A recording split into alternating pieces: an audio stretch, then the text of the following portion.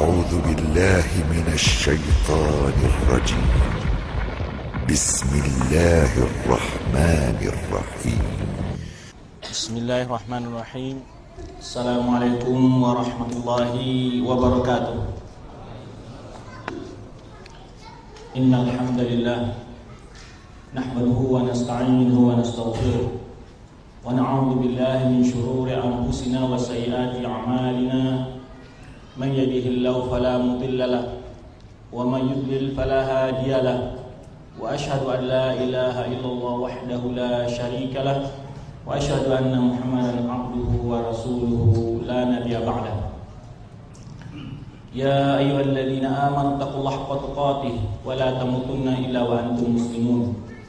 يا أيها الناس اتقوا ربكم الذي خلقكم من نفس واحدة وخلق منها زوجها وبث منهما رجالا كثيرا ونساء واتقوا الله الذي تساءلون به والأرحام إن الله كان عليكم رقيبا. يا أيها الذين آمنوا اتقوا الله وقولوا قولا سديدا يصلح لكم أعمالكم ويغفر لكم ذنوبكم ومن يطع الله ورسوله فقد فاز فوزا عظيما. أما بعد فإن أصدق الحديث كتاب الله وخير الهدى هدى محمد صلى الله عليه وسلم وشر الأمور محدثاتها وكل محدثة بدعة وكل بدعة ضلالة وكل ضلالة في النار. Ma'asyiral ikhwah, dengan senantiasa memanjatkan puji dan syukur kepada Allah Subhanahu wa taala yang maha sempurna dalam segala sifatnya dan perbuatannya, yang maha adil dalam segala hukumnya, yang maha bijaksana dalam segala keputusannya.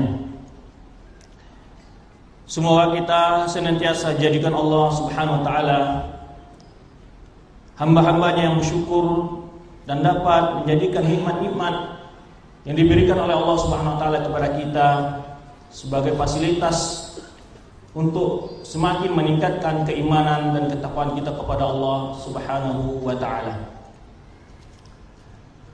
Kemudian salawat dan salam kepada Nabi kita Muhammad sallallahu alaihi wasallam sebagai pembawa rahmat kepada seluruh alam.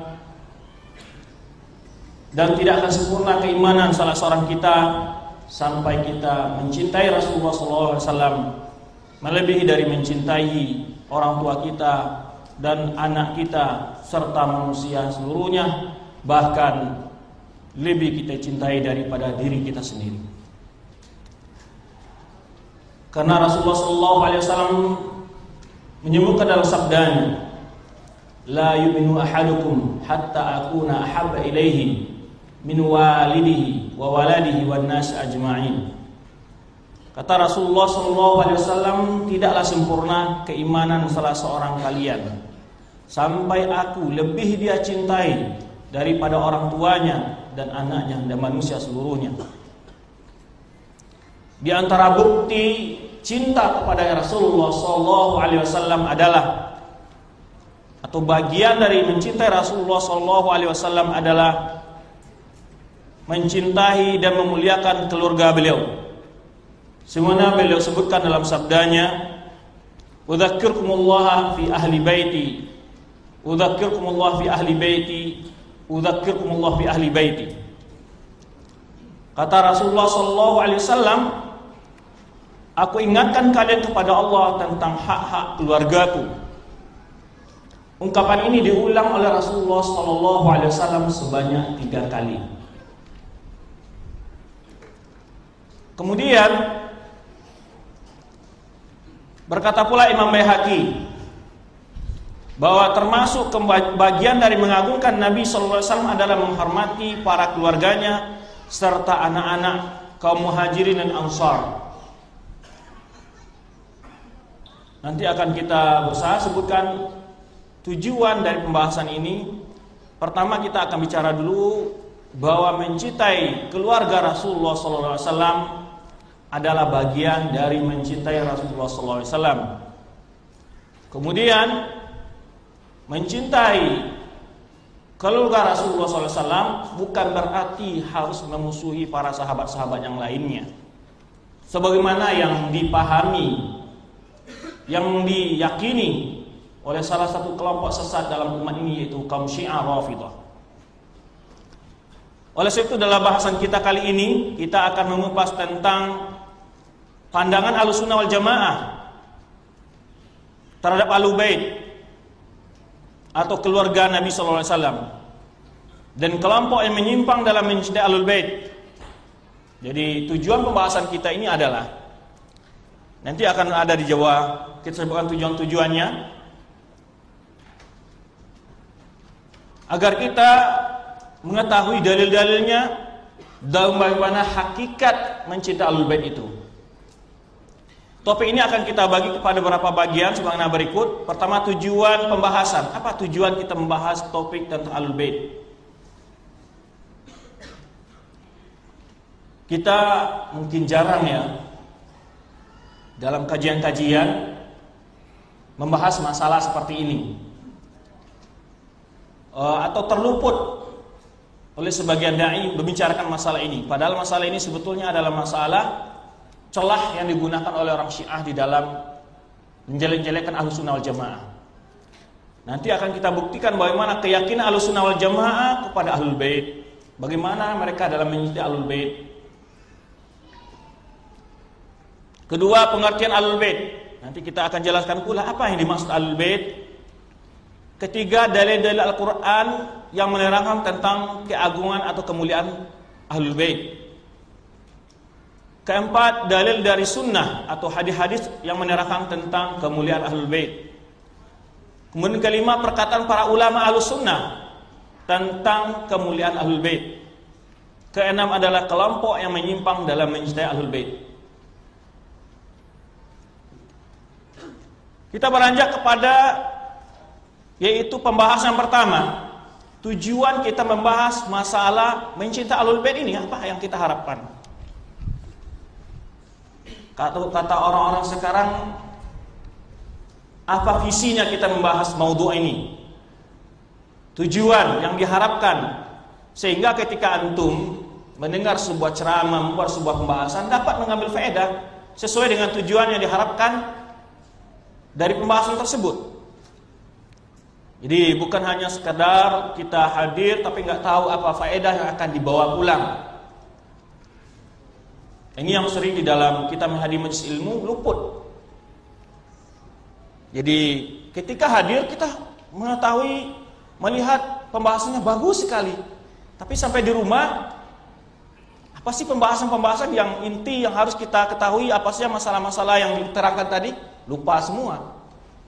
Karena tidak ada poin-poin yang menjadi tarkis, menjadi tujuan utama untuk diketahui. Dan untuk semua tujuan itu, semua pekerjaan demikian pula harus kita lakukan mestinya. Seorang muslim tahu akibat atau kata orang prospek dari usahanya ini bagaimana ke depan, apa tujuannya, apa faedah yang diambil. Di antara tujuan pembahasan kita tentang membahas masalah ini, tentang kemuliaan Ahlul Bait dalam pandangan Ahlussunnah, pertama adalah menjelaskan kepada kaum muslimin bagaimana seharusnya kita bersikap terhadap keluarga Nabi sallallahu alaihi wasallam sesuai dengan pandangan Ahlussunnah wal Jamaah. Karena ada orang memahami ya, mencintai Ahlul Bait itu harus mengkultuskan mereka. Nanti yang kita akan sebutkan kelompok-kelompok yang menyimpang dalam mencintai Ahlul Bait itu. Ya, pemahaman mereka tentang Ahlul Bait. Pembahasan ini adalah bagian dari akidah Ahlussunnah wal Jamaah. Jika kita membuka kitab-kitab akidah Ahlussunnah wal Jamaah, akan terdapat salah satu topik pembahasan min usul akidah Ahlussunnah wal Jamaah. Di antara dasar-dasar akidah Ahlussunnah wal Jamaah adalah mencintai Ahlul Bait. Kenapa ini dijadikan salah satu poin yang penting? Karena Rasulullah SAW tadi sudah disebutkan menyuruh kita untuk menghormati apa? Keluarga beliau. Dan bahkan sebagai bukti kecintaan kita kepada Rasulullah SAW adalah mencintai keluarga beliau. Ini menunjukkan, jadi kalau kita lihat para ulama kita Ahlussunnah wal Jamaah menulis kitab-kitab akidah tidak pernah melewatkan topik ini, yaitu topik tentang kemuliaan Ahlul Bait.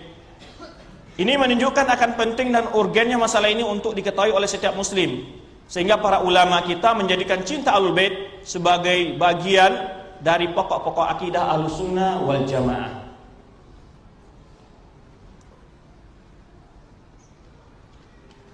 Kedua, sebagai jawaban dan bantahan terhadap orang atau kelompok yang mengkreditkan atau memojokkan Ahlussunnah wal Jamaah atau mencela Ahlussunnah wal Jamaah dan menuduh mereka tidak mencintai Ahlul Bait atau keluarga Nabi.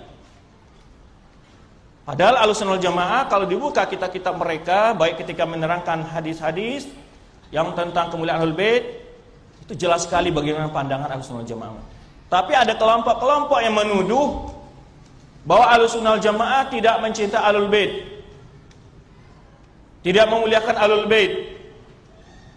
Kenapa mereka tidak dianggap memuliakan Ahlul Bait? Karena tidak sama memandang Ahlul Bait tadi. Ketika mereka mengkultuskan Ahlul Bait, dan nanti akan kita sebutkan bagaimana bentuk-bentuk pengkultusan mereka terhadap Ahlul Bait tersebut. Dan berapa sisi perbedaan nanti antara pandangan Ahlussunnah wal Jamaah terhadap kemuliaan Ahlul Bait dengan para aliran sesat yang lainnya. Nah, ini jawaban bagi kita yang mereka selalu biasanya mempengaruhi orang-orang awam kita, atau isu tentang Ahlussunnah dituduh sebagai nawasib atau sebagai orang yang memusuhi Ahlul Bait itu sudah lama digunakan oleh orang Syiah Rafidhah ketika ingin menggoda, ketika ingin merayu para awam Ahlussunnah untuk masuk ke dalam mazhab Syiah Rafidhah. Ahlul Bait dizalimi, ya kan, terzalimi, kita harus membela keluarga Rasul. Setiap kaum muslimin pastilah mempunyai kecintaan kepada keluarga Nabi.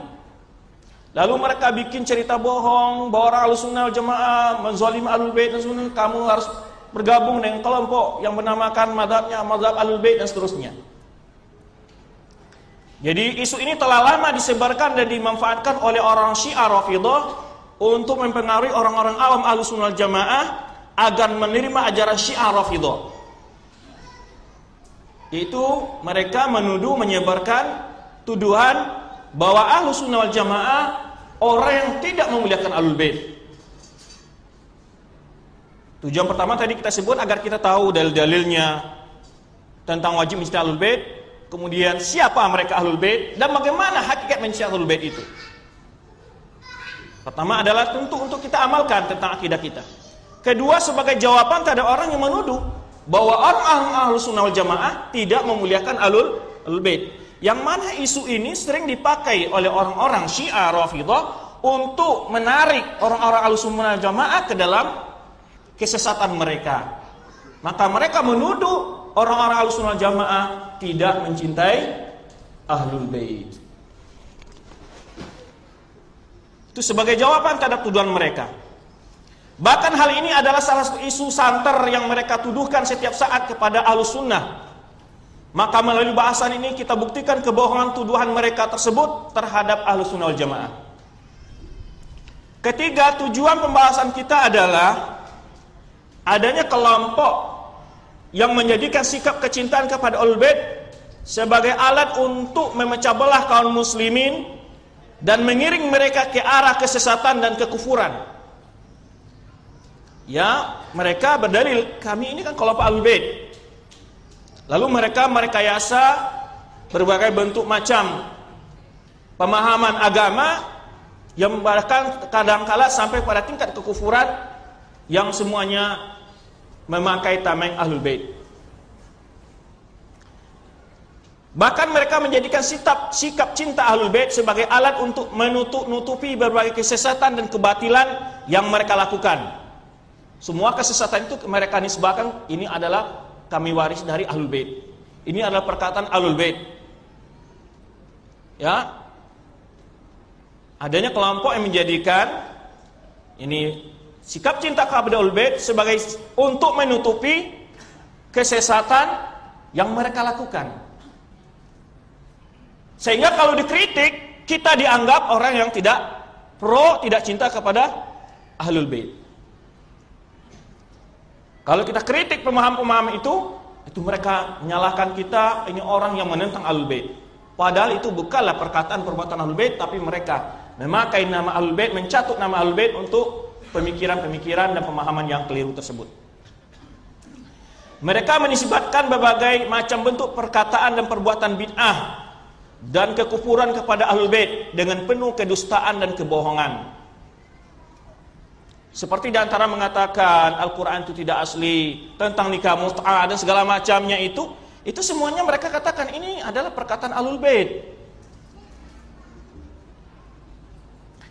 Akidah Ahlul Bait semuanya mereka sandarkan, berbagai bentuk pemikiran-pemikiran itu nanti akan kita sebutkan nanti. Ya, di antara contoh-contoh kedustaan mereka terhadap Ahlul Bait. Yang keempat, tujuan kita adalah agar membongkar tentang adanya sebagian orang yang menisbahkan diri kepada Ahlul Bait ini sebagai alat untuk membohongi manusia dan mengeruk keuntungan duniawi di balik itu. Gimana? Di masa sekarang banyak orang yang mengaku sebagai keturunan Ahlul Bait demi mencari perhatian, kemuliaan dan kedudukan di tengah-tengah umat manusia. Saya kan dari Ahlul Bait. Ya, kalau mau sembuh, ini bekas minum saya, banyak berkahnya, lalu dijual, kan begitu. Karena dia bagian Ahlul Bait, sehingga tangannya harus dicium, kemudian mengambil macam bentuk berkah-berkah dari mereka dan seterusnya. Semuanya bukan gratis, harus dengan uang. Sampai-sampai menamakan majlis Ahlul Bait dalam zikir segala macam. Untuk apa? Untuk pelaris. Untuk pelaris berbagai bentuk dagang kesesatan yang mereka jajakan. Semuanya dinisbahkan sebagai kami ini adalah keturunan Ahlul Bait. Lalu karena keturunan Ahlul Bait, kami tidak berhak dikritik. Tujuan terakhir adalah dari pembahasan kita ini ialah untuk membersihkan Ahlul Bait dari berbagai tuduhan batil yang disandarkan kepada mereka, dan sesungguhnya Ahlul Bait berlepas diri dari berbagai tuduhan-tuduhan tersebut. Karena banyaknya yang orang-orang mengaku mencintai Ahlul Bait itu menisbahkan berbagai macam bentuk khurafat dan bid'ah serta kesyirikan. Ini adalah berdasarkan dari Ahlul Bait.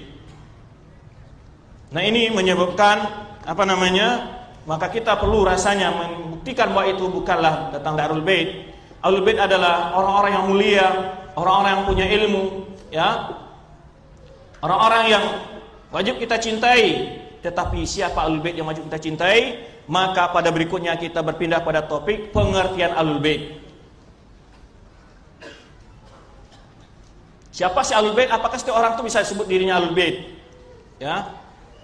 Ahlul Bait menurut penjelasan para ulama kita adalah mereka yang diharamkan menerima sedekah dan zakat. Itu definisi memang disebut oleh para fuqaha, demikian para ahlul hadis, syurahul hadis tentang hadis ini.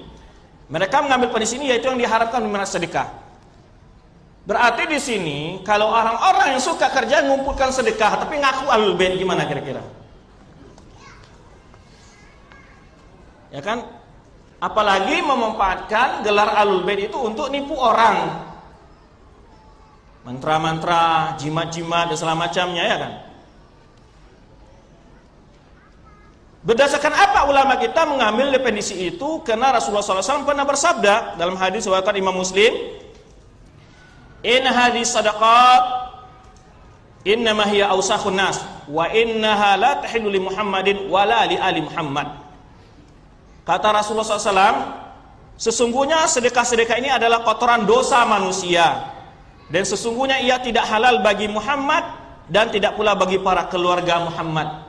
Jadi siapa mereka yang disebut Ahlul Bait? Orang-orang yang memang diharamkan menerima sedekah dan zakat di masa Rasulullah SAW sampai keturunan-keturunannya pada hari ini. Sekarang pertanyaan, siapa mereka yang memang diharamkan menerima zakat dan sedekah di masa Rasulullah SAW? Mereka yang diharamkan menerima sedekah dan zakat tersebut adalah Pertama, para istri dan keturunan Nabi SAW, serta siapa saja yang beriman dari Bani Hashim dan Banu Muttalib, sebagaimana yang disebutkan oleh para ulama Ahlussunnah wal Jamaah dalam kitab-kitab mereka. Sedangkan Syiah nanti kita akan lihat, mereka tidak memasukkan keluarga atau istri-istri Nabi bagian dari Ahlul Bait. Bahkan dari anak-anak Nabi pun yang mereka anggap sebagai Ahlul Bait itu hanyalah siapa? Fatimah dan Ali. Bahkan dari keturunan Ali itu yang mereka anggap Ahlul Bait itu siapa? Cuman Ali, Hasan, Husain. Anak yang lainnya tidak.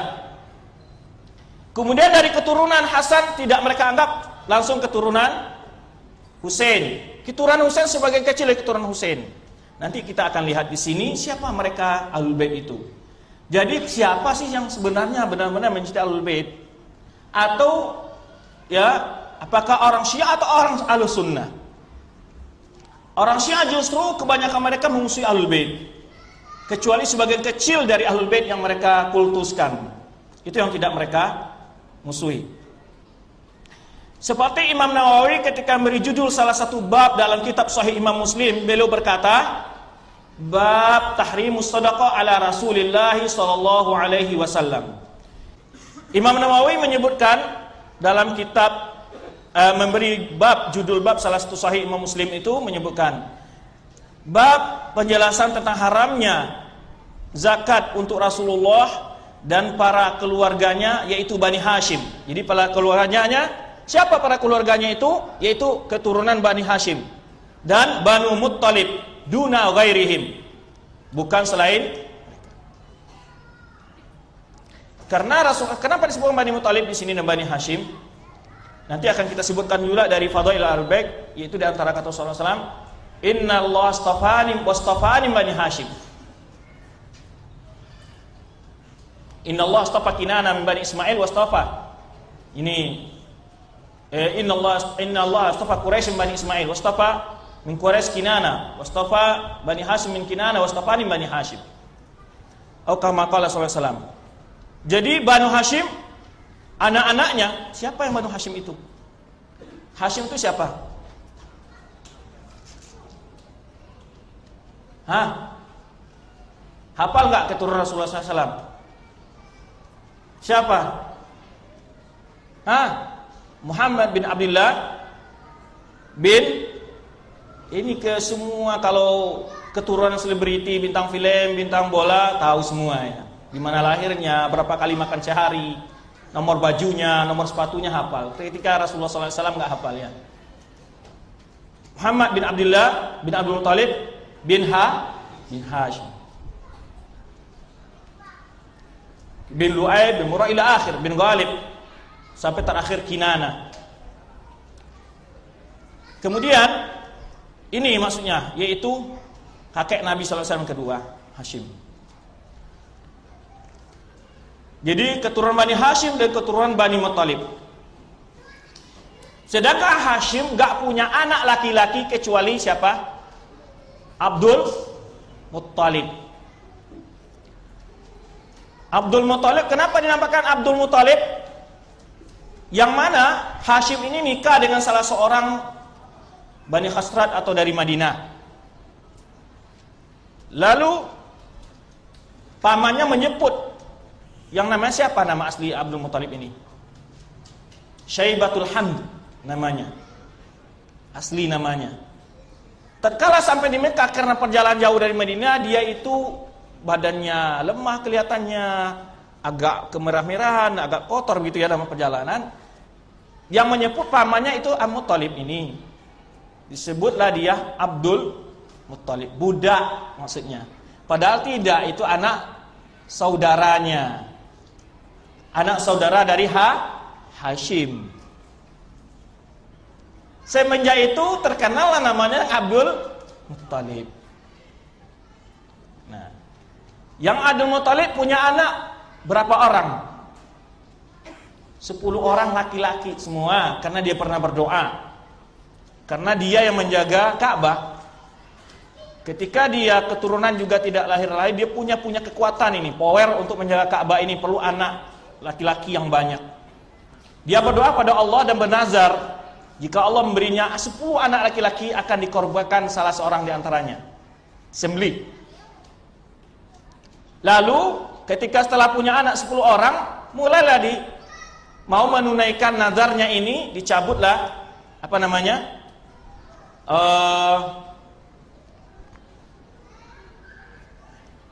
dicabut lotre namanya untuk dipilih mana yang mau disembelih. Setiap dipilih itu selalu Abdullah, sedangkan Abdullah ini anaknya yang paling dicintai.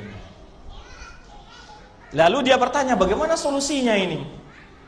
Karena ditanya, lalu harus ditebus dengan 100 onta ceritanya. Kemudian itulah yang menjadikan dia. Oleh sebab itu Rasulullah pernah menyebutkan dalam sabda, ana ibnu Dabihataini, saya ini anak 2 dari orang yang disembelih. Maksudnya Ismail yang waktu mau disembelih oleh bapaknya siapa? Ibrahim. Kemudian juga Abdullah. Kemudian saudara-saudara Abdullah banyak. Di antaranya adalah siapa? Hamzah, Abbas. Kemudian lagi siapa? Abu Talib. Itu adalah semuanya saudara-saudara, banyak saudaranya, 10 orang. Artinya saudara-saudara dari ayah Rasulullah ini yang masuk Islam ataupun anak-anaknya itu termasuk ahlul bait. Nah, ini yang perlu kita pahami nanti. Maka perlu kita jelas siapa sih orang ahlul bait itu, siapa saja ahlul bait itu, yang ahlul bait itu siapa saja. Kemudian itu dalil bahwa keturunan Bani Hashim dan Abdul Muthalib, kalau Hashim anaknya punya anak satu-satunya siapa? Cuman Abdul Muthalib. Kemudian Abdul Muthalib punya anak yang banyak tadi 10. Yaitu diantara saudara-saudaranya dari Abdullah itu bapak Nabi kita Muhammad SAW, yaitu seperti siapa? Hamzah, Abbas, Abu Talib, ya, dan banyak saudara-saudara yang lain. Uqail itu yang lainnya. Uqail anak dari Ali. Uqail apa? Ya, saudara dari Ali. Ja'far saudara dari Ali, anak Abu Talib. Baik, kita lanjutkan. Itu tentang orang-orang menjadi Ahlul Bait. Adapun tentang masuknya para istri Nabi SAW ke dalam bagian Ahlul Bait, kenapa kita sebutkan bahwa istri Nabi itu bagian dari Ahlul Bait? Karena orang Syiah tidak menjadikan Rasulullah SAW, tidak menjadikan istri-istri Rasulullah SAW sebagai bagian dari Ahlul Bait. Tidak mau mereka. Maka oleh sebab itu dalam kitab-kitab mereka, apakah itu kitab doa-doa mereka, itu penuh dengan caci makian terhadap Aisyah dan Hafsah. Maka adapun dalil tentang masuknya istri-istri Nabi SAW sebagai bagian dari Ahlul Bait adalah firman Allah Subhanahu wa taala, "Innama yuridullahu liyudhiba ankum rijsa ahlul baiti wa yutahhirukum tathira." Sesungguhnya Allah bermaksud hendak menghilangkan dosa dari kalian, wahai para Ahlul Bait, dan membersihkan kalian sebersih-bersihnya. Kita tahu bahwa ayat ini turun di mana? Di rumah salah seorang istri Nabi SAW. Jelas yang dimaksud Ahlul Bait itu siapa? Istri Nabi SAW. Dan jika kita melihat ini, ayat ini dalam surat Ahzab, itu sebelum bercerita tentang istri Nabi, kemudian setelahnya pun bercerita tentang istri Nabi SAW. Namun orang-orang Syiah nanti akan ada syubhahnya, ada bantahan tentang ayat ini, bahwa mereka bukan dari bagian Ahlul Bait. Akan kita jawab nanti argumentasi mereka. Imam Ibnu Katsir berkata, ketika menafsirkan firman Allah tersebut, hal ini adalah konteks jelas sekali, sharihah, ya, secara tegas memasukkan para istri Nabi SAW ke dalam bagian Ahlul Bait dalam ayat ini. Dia jelas sekali bahwa istri Nabi SAW adalah bagian dari Ahlul Bait, sebagaimana yang disebutkan dalam ayat ini.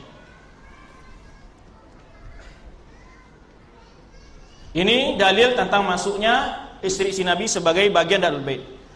Karena mereka adalah sebagai sebab diturunkannya ayat tersebut. Ayat ini turun sebab nuzulnya itu di rumah istri Nabi sallallahu alaihi wasallam.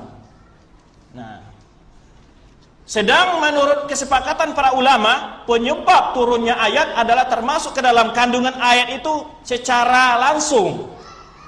Bisa jadi secara tunggal, yakni semata-mata salah satu pendapat, atau bersama dengan yang lainnya menurut pendapat yang lain. Selanjutnya beliau berkata lagi, siapa? Imam Ibnu Katsir. Kenapa Ibnu Katsir berkata demikian? Karena hendak membantah orang-orang Syiah Rafidhah yang mengeluarkan istri-istri Nabi sebagai bagian dari Ahlul Bait. Selanjutnya Ibnu Katsir berkata, suatu hal yang tidak diragukan lagi tentangnya bagi orang-orang yang memahami Al-Quran, bahwa para istri Nabi SAW termasuk ke dalam firman Allah. Sesungguhnya Allah bermaksud hendak menghilangkan dosa dari kalian, wahai Ahlul Bait ini. Innama yuridullahu liyudhiba ankum rijsa ahlul baiti wa yutahhirukum tathira. Ini yang maksud surat Al-Ahzab ini. Karena hubungan konteks pembicaraan adalah bersama mereka. Karena itu sesudahnya Allah berfirman. Tadi kita sebutkan ayat ini adalah berbicara tentang istri-istri Nabi. Bahwa ayat tadi adalah memasukkan istri Nabi sebagai bagian dari Ahlul Bait. Ini dalil yang pertama yang menunjukkan bahwa para istri Nabi adalah bagian dari Ahlul Bait. Kenapa kita membahas masalah ini? Tadi kita sebutkan karena sebagian orang Syiah Rafidhah mengeluarkan istri-istri Nabi dari bagian Ahlul Bait. Lalu Ibnu Katsir menyebutkan kenapa? Karena hubungan konteks pembicaraan adalah bersama mereka, maksudnya bersama istri-istri Nabi. Karena itu sesudah ayat tersebut Allah berfirman, "Wadhkurna ma yutla fi buyutikunna min ayatillahi wal hikmah." Hendaklah para istri-istri Nabi itu ya, dan ingatlah apa yang dibacakan di rumah-rumah kalian itu istri-istri Nabi dari ayat-ayat Allah dan hikmah. Artinya hendaklah kalian istri-istri Nabi amalkan apa yang turunkan Allah kepada Rasulnya di rumah kalian dari ayat dan Al-Quran, dari ayat Al-Quran dan Sunnah. Ini perkataan Ibnu Katsir. Jadi ayat itu berbicara tentang hubungan dengan ayat itu konteks sekali, yang dimaksud adalah para istri Nabi. Nanti akan kita komentari itu bahwa dalil-dalil secara umum memasukkan bahwa keluarga Nabi itu adalah keturunan Bani Hashim atau keturunan Bani Muthalib. Dari paman-paman Rasulullah SAW, saudara dari ayah bunda Rasulullah SAW, itu semuanya adalah yang beriman, maksudnya adalah apa? Dianggap ahlul, seperti Abu Jahal, Ahlul Bait enggak? Walaupun dia termasuk saudara paman dari bukan Abu Lahab. Bukan Abu Jahal, Abu Lahab. Abu Lahab adalah paman Rasulullah SAW. Apakah Abu Lahab sebagai Ahlul Bait? Tidak, karena dia tidak beriman. Yang dimaksud Ahlul Bait itu adalah siapa saja yang beriman dari Bani Hashim dan Bani Muthalib. Ya, itu adalah yang anggap Ahlul Bait. Kemudian para istri Nabi adalah bagian Ahlul Bait dengan berdasarkan firman Allah tadi. Nanti akan kita tambah dalil yang lain yang menyebutkan tentang bahwa istri Nabi adalah bagian dari Ahlul Bait. Kita lihat bagaimana pandangan Syiah Rafidhah tentang Ahlul Bait. Siapa Ahlul Bait menurut mereka? Adapun menurut Syiah Rafidhah, Ahlul Bait tersebut hanya terbatas pada keturunan Ali. Pada keturunan Ali. Padahal tadi kita sebutkan bahwa saudara-saudara Ali pun banyak yang masuk Islam. Seperti siapa? Uqail dan Ja'far. Yang masing-masing mereka pun mempunyai apa? Anak.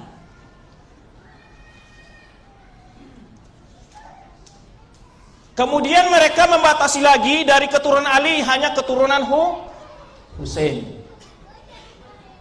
Padahal jika kita perhatikan nasab atau garis keturunan Nabi SAW pada kitab-kitab yang menerangkan tentang hal tersebut, amat banyak sekali yang beriman dari kalangan anak paman beliau selain dari Ali bin Abi Thalib. Begitu pula dari anak Abu Thalib selain Ali. Ya. Jadi dari paman beliau selain Abu Thalib, dari kalangan anak paman beliau selain dari anak Abu Thalib. Begitu pula dari kalangan anak Abu Ali sendiri pun, ya, seperti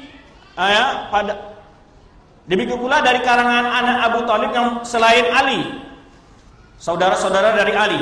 Tadi kita sebutkan orang Syiah membatasi Ahlul Bait itu keturunan Ali sampai di keturunan Husain saja. Padahal Ali pun tidak hanya Husain anaknya, ada Hasan. Hasan pun memiliki keturunan. Nanti kita sebutkan raja di sini ada, untuk lihat nih keturunan Ali di sini. Keturunan Ali. Ya, keturunan Ali di sini antum lihat Ali, ada Hasan, ada Husain, ada Ali, ada Muhammad, ada Ja'far, ada Musa. Ya. Ini keturunan dari kemudian masing-masing memiliki anak. Ini yang ini antum lihat di sini, itu lihat. Di sini terbukti pula bahwa Ali tidak pernah membenci sahabat-sahabat yang lainnya. Buktinya para Ahlul Bait menamakan anak-anak mereka dengan nama-nama sahabat. Antum lihat di situ. Ali siapa nama anaknya? Ada nama anaknya Abu Bakar yang meninggal ketika di padang Karbala. Jadi kalau mereka umpamanya, kenapa mereka mengkultuskan Husain saja, sedangkan yang meninggal waktu di Karbala itu tidak hanya Husain, Abu Bakar, anak Ali. Kemudian di antara nama anak Ali juga Umar. Kemudian ada Utsman, juga anak Ali juga meninggal ketika bersama-sama kakaknya Husain di Karbala. Ya. Kemudian ada Abbas, juga meninggal di Karbala. Ada nama Ali lagi Khadijah. Ya. Itu nama anak Ali. Samping ada anaknya namanya Hasan yang tertua, kemudian Husain. Anak Ali. Ya. Nah, kalau kita lihat dari anak Hasan, antum lihat di antara nama anaknya siapa? Abu Bakar dan Umar. Itu pun meninggal waktu di padang Karbala. Di antara anak nama Hasan lagi Hamzah. Kemudian anak Husain yang istishhad, ini anak Husain, anak dari Ali. Nama anaknya siapa? Umar. Ini menunjukkan kalau orang benci kepada seorang, mungkin dia namai anaknya dengan nama musuhnya. Hah? Ini kenapa dia? Berarti dia melihat Umar, Utsman, Abu Bakar, semua sahabat-sahabat ini adalah apa? Orang-orang yang patut dicontoh, sehingga dia mengabadikan namanya pada anaknya. Kan begitu. Karena bukti contoh cintanya para sahabat kepada sahabat-sahabat yang lain. Ahlul Bait mencintai para khalifah-khalifah yang lainnya. Gak mungkin dia menamai anak-anaknya dengan nama musuhnya, orang yang terbenci. Tapi kalau antum tahu, Syiah itu sangat benci kepada orang bernama Abu Bakar, orang bernama Umar, orang bernama Utsman. Bahkan kalau disebutkan dalam kitab-kitab mereka itu, kalau pada hari Asyura itu, mereka itu menamakan kambing atau anjing, pemain mereka namakan Utsman, lalu mereka pukul-pukul. Umar, Abu Bakar, begitu kerja mereka. Aisyah dan seterusnya. Saking bencinya mereka itu. Sedangkan Ahlul Bait sendiri, itu kelihatan bagaimana mencintai sahabat yang lain, sehingga menamakan anak-anaknya dengan nama para sahabat. Kemudian anak Ali lagi, Ali Zainul Abidin, di antara anaknya namanya Utsman dan juga Umar. Ya.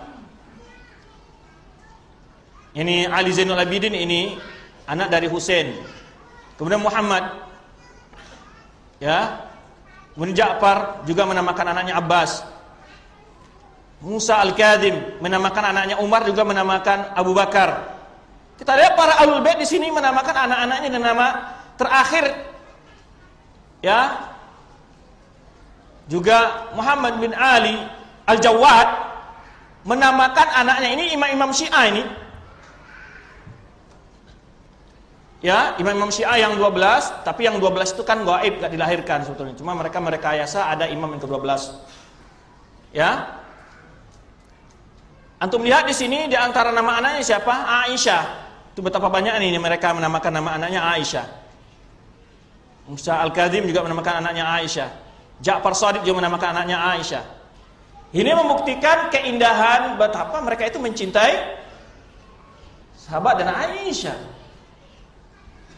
Berbeda dengan orang Syiah. Nah, Oleh sebab itu, tadi kita sebutkan, kalau mereka orang Syiah membatasi Ahlul Bait itu pada keturunan Ali, lalu dari keturunan Ali mereka batasi pada keturunan Husain. Padahal Ali punya anak yang banyak.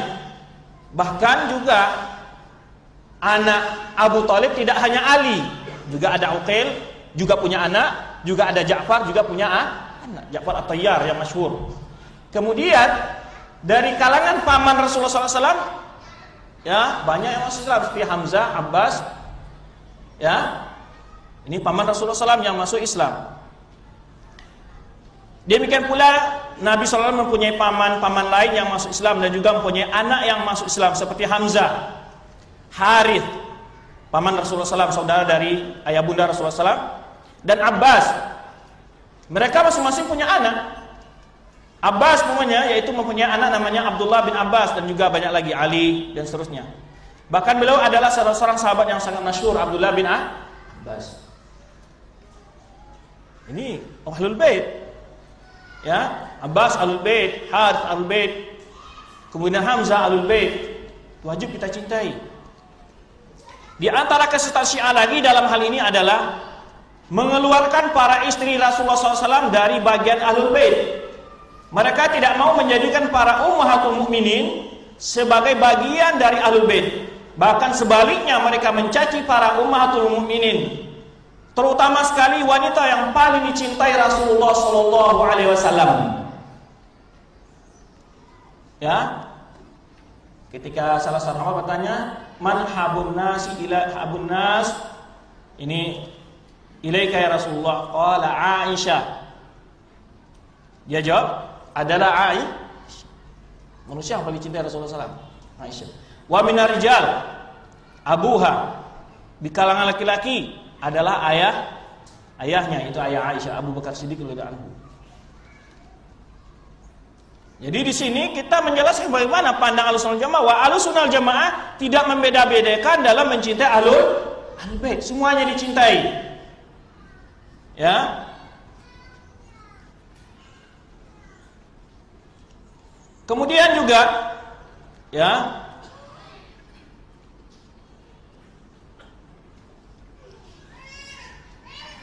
tadi kita sebutkan di antara kisah Syiah, bahkan mereka memusuhi manusia atau istri Rasulullah SAW yang paling dicintai Rasulullah, itu Aisyah dan Anha. Dan yang lebih sesat lagi adalah mereka anggap cacian-cacian mereka terhadap istri Rasulullah SAW serta cacian terhadap sahabat-sahabat yang lainnya adalah sebagai salah satu sarana yang dapat mendekatkan diri kepada Allah Subhanahu wa taala. Jadi itu tasbihnya mereka. Ada nama salah satu kitab doa Syiah itu pernah saya baca sendiri dan pernah saya kumpul beberapa buah. Biasanya mereka itu meninggalkan di hotel-hotel kalau di waktu kami masih di Medina dulu. Itu ada namanya Miftahul Jinan. Isinya adalah melaknat Abu Bakar, melaknat Umar, melaknat Utsman, melaknat Aisyah. Maka oleh sebab itu ulama kita menyebut tidak ada umat manusia yang beragama, yaitu ajaran agamanya yang menjadikan caci maki sebagai ibadah, kecuali hanya Syiah. Zikirnya caci maki, doanya caci maki. Antum lihatnya salah satu kitab mereka nanti, mamanya ada yang pergi haji, lihat nanti buku doa mereka, ada namanya judul Miftahul Jinan. Ya, itu isinya laknat, caci maki terhadap para sahabat. Dalam buku-buku mereka menamakan Abu Bakar dan Umar itu sebagai tawud, ini sebagai tawud. Bahkan mereka mengatakan Aisyah itu adalah apa? Baqarah, ketika mereka menafsirkan surat Al-Baqarah itu yang disuruh disembelih kepada Bani Israil, yang suruh Allah menyembelih Baqarah, kata mereka itu Aisyah. Sampai mereka membencinya seperti demikian. Jadi banyak sekali mereka itu mencaci para sahabat. Kemudian padahal Rasulullah SAW nyata-nyata menyebutkan dalam sabdanya bahwa istri beliau termasuk ke dalam Ahlul Bait, bagian dari Ahlul Bait. Sebagaimana terdapat dalam kisah tuduhan buruk orang-orang munafik terhadap Aisyah. Kita ingat ketika Aisyah yang dikenal dengan Qissatul Ifk, itu ketika Aisyah dituduh oleh orang munafik, yaitu berbuat apa? Berbuat zina. atau selingkuh, bahasa modernnya. Ya, dituduh orang munafik. Lalu Rasulullah SAW menyebutkan beberapa kali dalam sabdanya di sini yang mengatakan Aisyah itu adalah min ahlihi. Apa bunyi hadisnya yang diriwayatkan Imam Bukhari? May ya'dzuruni min rajulin balagha adahu fi ahli. Siapa yang siap membelaku dari seseorang yang menyakiti keluargaku? Siapa keluarga Rasul? Min ahli di sini maksudnya Aisyah. Wallahi ma alimtu ala ahli. Demi Allah aku tidak mengetahui tentang keluargaku illa khairan, kecuali yang baik. Aku tidak tahu tentang keluargaku kecuali keluargaku adalah wanita yang baik. Sebutkan kata-kata ahli di sini sudah yang kedua kalinya. Wa qad dzakaru rajulan ma alimtu alaihi illa khairan. Dan mereka juga menyebutkan seseorang, ini sahabat maksudnya. Tidak aku ketahui tentangnya kecuali baik. Lalu diingatkan lagi Rasulullah SAW, wa kana yadkhul ala ahli illa ma'i. Yang mana ia tidak pernah masuk ke rumahku kecuali bersamaku. Jadi jelas di sini bahwa Aisyah itu min ahli kata Rasulullah SAW. Adalah keluarga Rasulullah. Ini tambahan dalil dari ayat yang kita sebutkan pertama tadi, bahwa hadis ini menunjukkan bahwa istri Rasulullah adalah termasuk keluarga Rasul. Itu tidak mungkin, jelas. Nah, itu di antara dalil yang menyebutkan bahwa istri Rasulullah SAW adalah bagian dari Ahlul Bait. Nanti akan kita tambah lagi dalil ini, dalil yang kedua dari hadis. Nanti akan kita jawab tuduhan orang Syiah terhadap bahwa istri Rasulullah SAW tidak bagian dari Ahlul Bait. Namun itu sedikit tentang tadi kita definisi Ahlul Bait. Siapa kelompok yang sesat dalam mendefinisikan Ahlul Bait?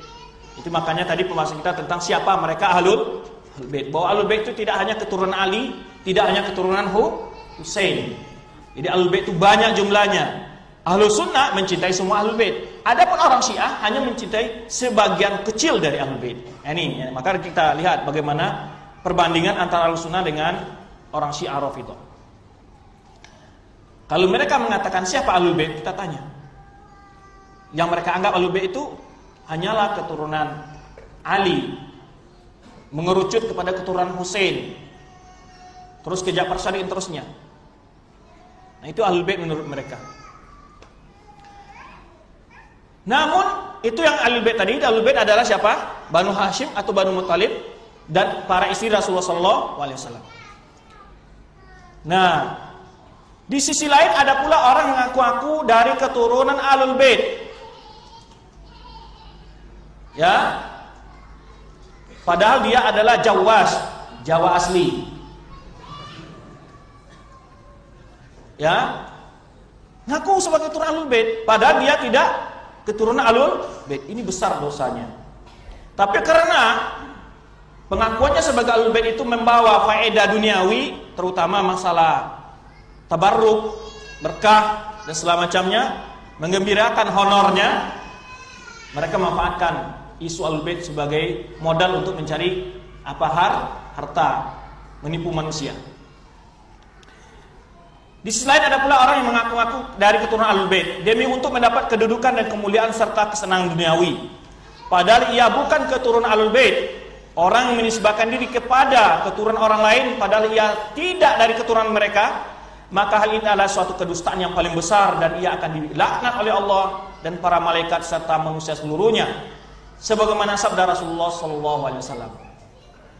Jadi itu yang keturunan Ahlul Bait yang benar-benar kita cintai, yang benar-benar kita hormati adalah yang memang tadi keturunan siapa? Bani Hashim yang beriman, kemudian para istri Rasulullah SAW.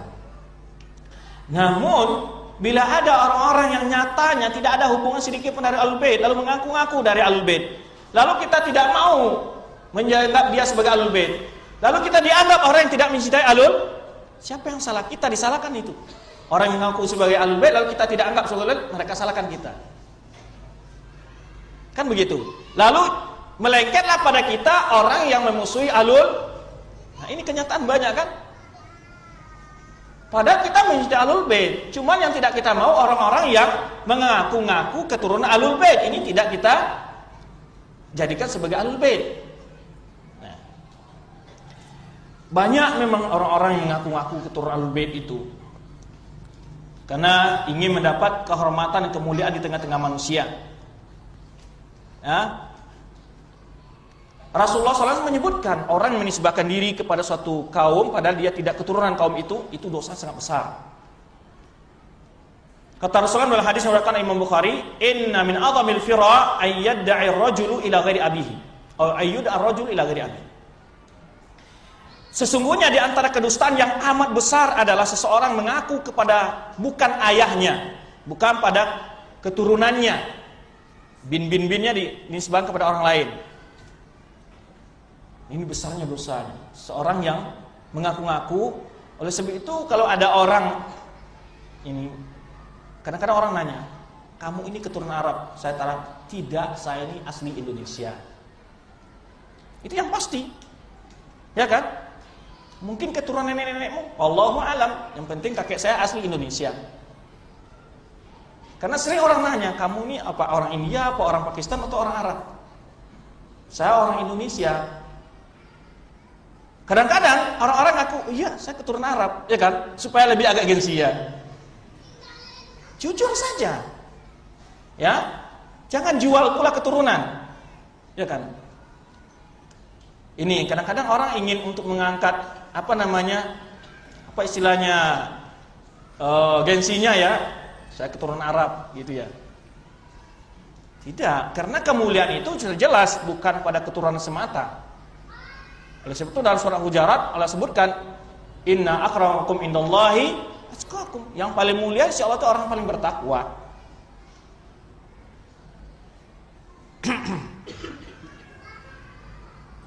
Jadi jangan sekali-kali mengaku-ngaku. Ini yang sehat kepada orang-orang yang mengerti tentang keturunannya, lalu karena dianggap-anggap orang sebagai Ahlul Bait, lalu mau aja, ya kan? Jangan, terangkan. Dalam riwayat lain Rasulullah SAW bersabda dalam hadis riwayat Imam Muslim, ini hadis ini dari Ali lagi yang meriwayatkannya. Di Kufah Ali membacakan hadis ini karena sudah mulai kelihatan di masa Ali bin Abi Thalib orang-orang pada ngaku sebagai bagian dari Ahlul Bait, ya kan, menjual-jual nama. Ima untuk mempengaruhi nanti dapat kekuasaan, menjadi khalifah, menjadi amir segala macam. Sehingga mereka ngaku-ngaku sebagai Ahlul Bait. Maka oleh itu Ali bin Abi Thalib menyampaikan sabda Rasulullah SAW, "Wa man idda'a ila ghairi abihi aw intama ila ghairi mawalihi fa alaihi la'natullahi wal malaikati wan nas ajma'in la yaqbalullahu minhu yaumal qiyamati sarfan wala adla." Kata Ali radhiyallahu anhu meriwayatkan dari Rasulullah SAW bahwa beliau bersabda, barang siapa yang mengaku bukan kepada ayahnya atau menyandarkan diri kepada bukan kaumnya, maka atasnya adalah laknat Allah dan para malaikat serta manusia seluruhnya. Allah tidak akan menerima darinya pada hari kiamat amalan wajib dan tidak pula amalan sunnah lainnya. Dapat laknat dari Allah, malaikat dan manusia seluruhnya. Coba bayangkan. Masih pede ngaku-ngaku sebagai Ahlul Bait, bahkan kita sebetulnya tidak bagian dari Ahlul Bait. Dilaknat oleh Allah, malaikat dan para manusia semuanya. Itu yang kita maksud Ahlul Bait. Dan siapa yang tidak Ahlul Bait? Orang-orang yang mengaku bahkan dia bukan keturunan Ahlul Bait. Tapi bagaimana sikap kita kalau ada orang ngaku sebagai Ahlul Bait dan kita tidak tahu, apa kita lakukan?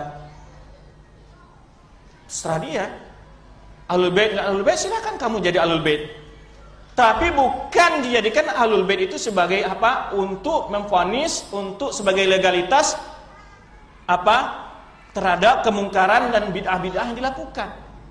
Mentang-mentang Ahlul Bait lalu punya otoritas untuk buat bikin-bikin ajaran baru dalam Islam, enggak. Ya kan? Karena Ahlul Bait yang menjadi patokan yang kita hormati, kita muliakan adalah orang-orang benar-benar menjalankan ajaran Islam dan sunnah Rasulullah SAW. Di sana ada lagi kekeliruan orang, yaitu menjadikan slogan Ahlul Bait untuk melegalkan bid'ah dan kesesatan yang ia lakukan. Ya, sebagian orang ada yang menjadikan slogan Ahlul Bait sebagai otoritas untuk merekayasa dan melegalkan ajaran-ajaran sesat di tengah-tengah umat Islam. Seharusnya jika mereka benar-benar Ahlul Bait, tentu mereka akan benar-benar mengamalkan dan membela ajaran yang dibawa oleh kakek mereka, yakni baginda Rasulullah sallallahu alaihi wasallam.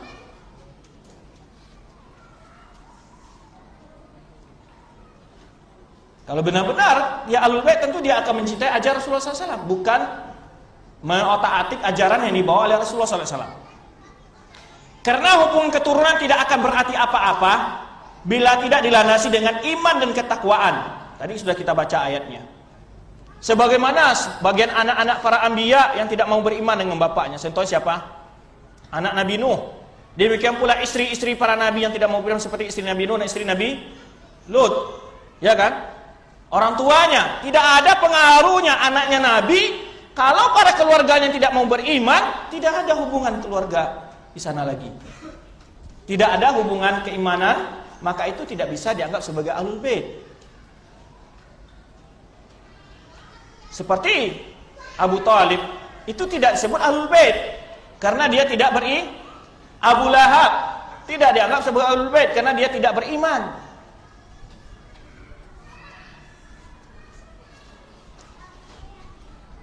Kemudian, dan juga dalam sabda Rasulullah SAW menyebutkan dalam hadis riwayat Imam Muslim, "Man bata bihi amalu lam yusri bihi nasabuh." Orang yang dilambatkan oleh amalnya tidak akan bisa didorong oleh keturunannya. Ada faedahnya itu. Yang menjadi patokan utama adalah maka itu Rasulullah SAW berkata kepada anak perempuan beliau dan para bibi beliau dan Abbas. Apa beliau sebutkan ketika beliau memanggil karib kerabat beliau? Ya Bani Abdul Muttalib, ishtaru anfusakum minallah, la ugni ankum minallahi syai'a. Wahai para keturunan Bani Abdul Muttalib, ya, yaitu berilah diri kalian kepada diri kalian dari Allah Subhanahu wa taala. Aku tidak bisa berbuat apa-apa terhadap kalian di hadapan Allah nanti. Ya Abbas, amma Rasulillah, ishtaru nafsaka minallah. La uni angka minallahi syai'a. Wahai Abbas. Kemudian ya Safiyah bin ammata Rasulullah, paman beliau, bibi beliau Safiyah. Kemudian bahkan anak beliau ya Fatimah binta Rasulullah, saluni min mali ma syi'ti. La uni angki minallahi syai'a.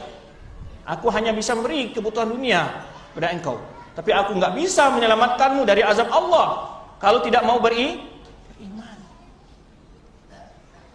Banyak lagi dalil-dalil yang menyebutkan kalau orang tidak benar-benar beriman, Rasulullah tidak ada artinya hubungan keturunan. Dan ini berlaku pada nabi-nabi sebelumnya. Nggak ada arti keturunan. Walaupun dia istri nabi, walaupun dia anak nabi, kalau tidak beriman tidak bisa.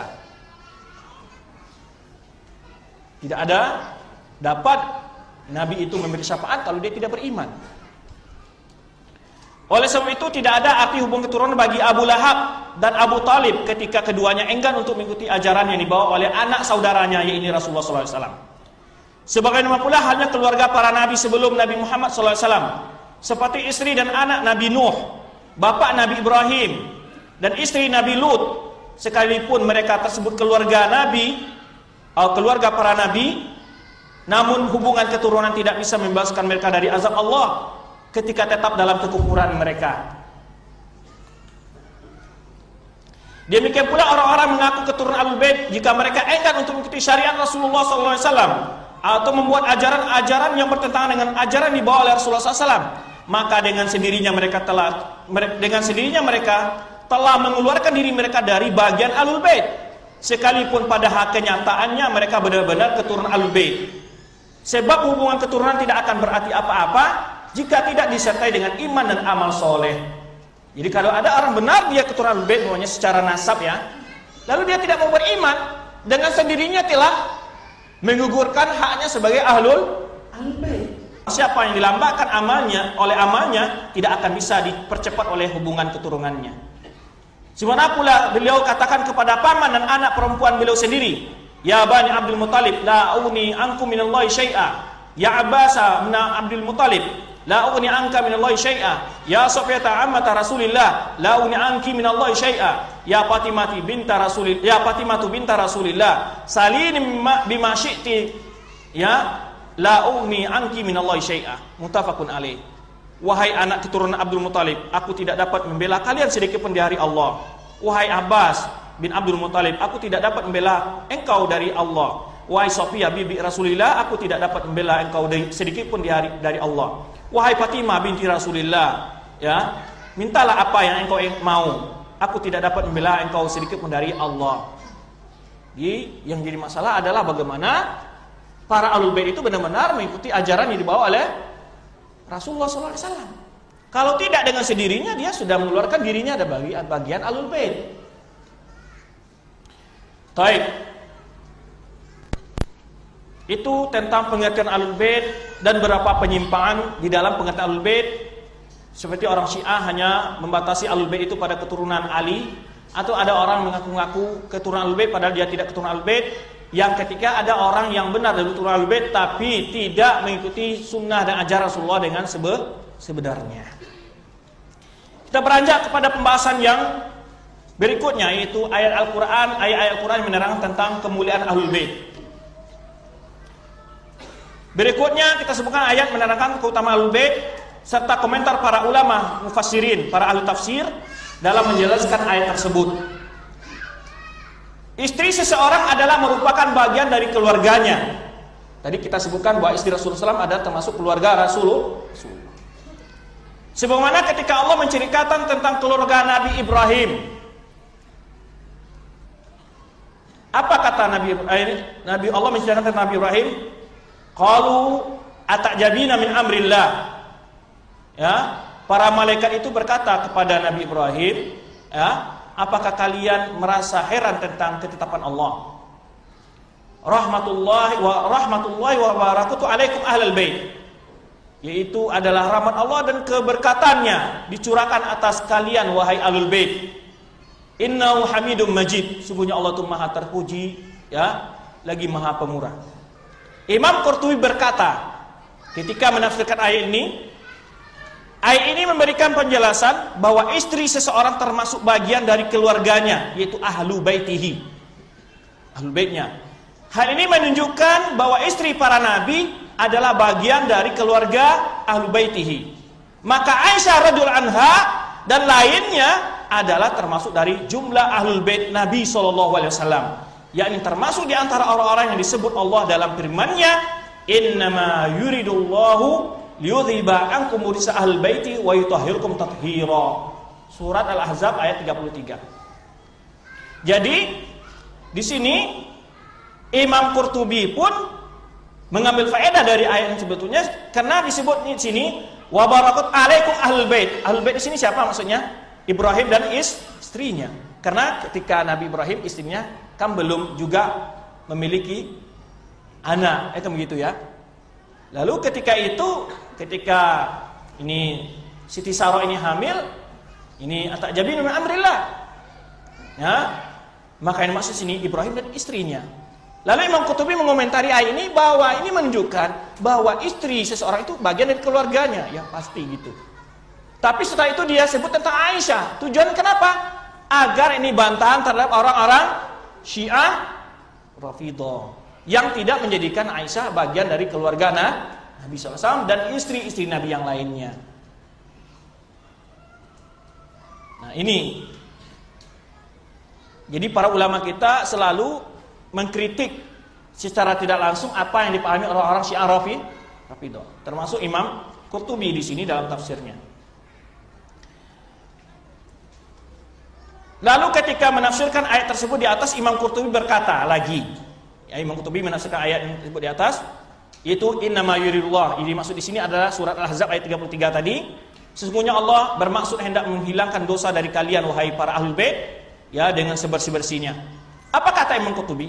Allah telah memuliakan istri-istri Nabi SAW dengan menjadikan mereka sebagai ummahatul mukminin, ibunda orang-orang beriman, yaitu dalam hal tentang wajibnya memuliakan, berbuat baik, menghormati, dan diharamkan menikahinya atas kaum mukminin laki-laki.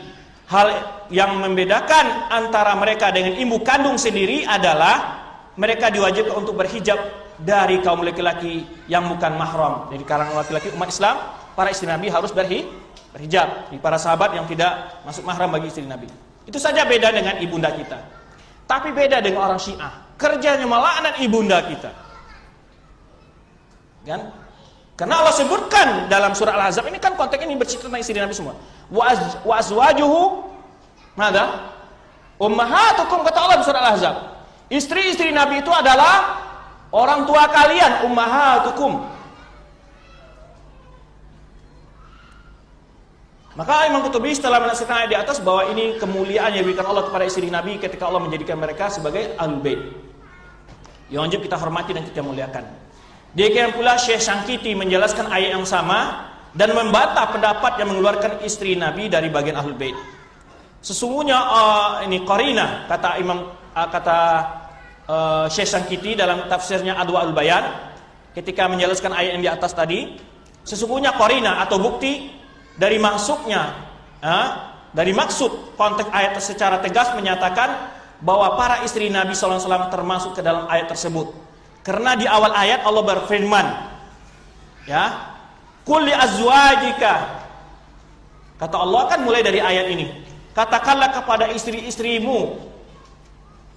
Lalu setelah itu Allah berfirman, innama yuridullahu liyudhiba ankum rijsal baiti.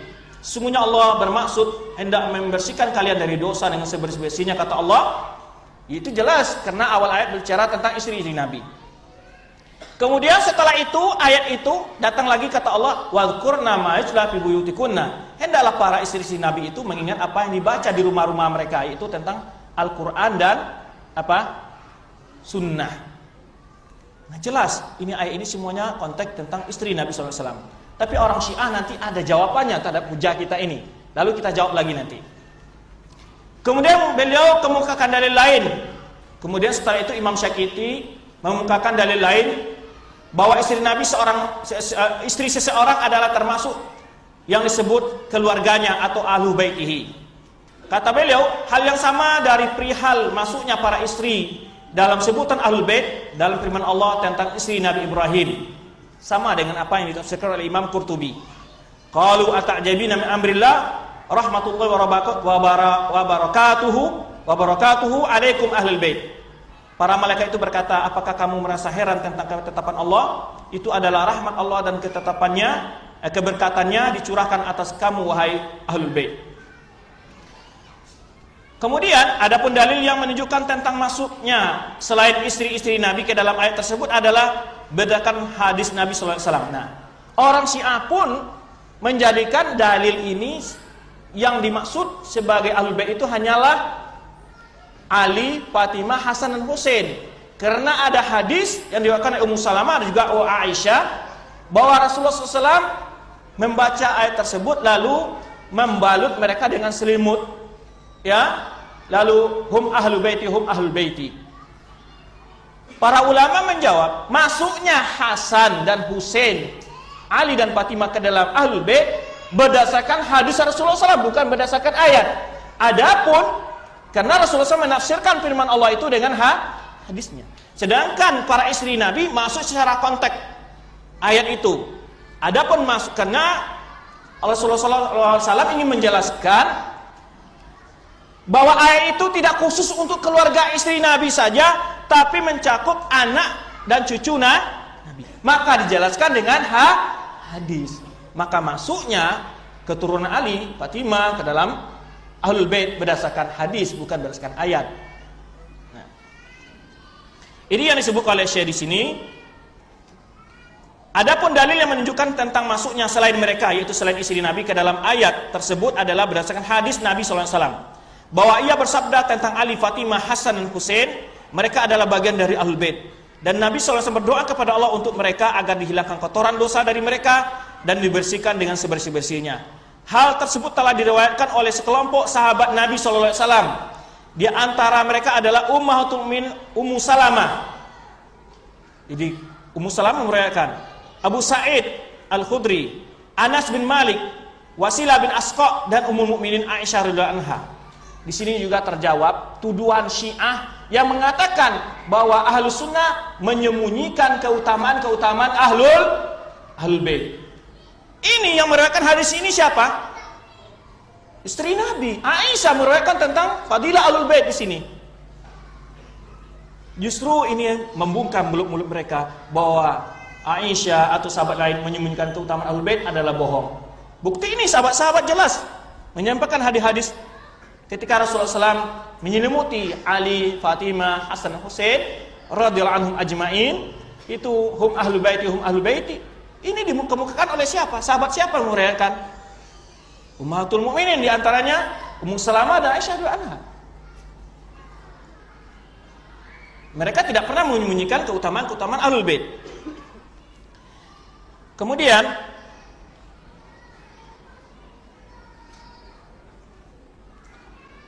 jika ada yang berkata, nah sekarang ada jawaban orang Syiah terhadap ayat ini.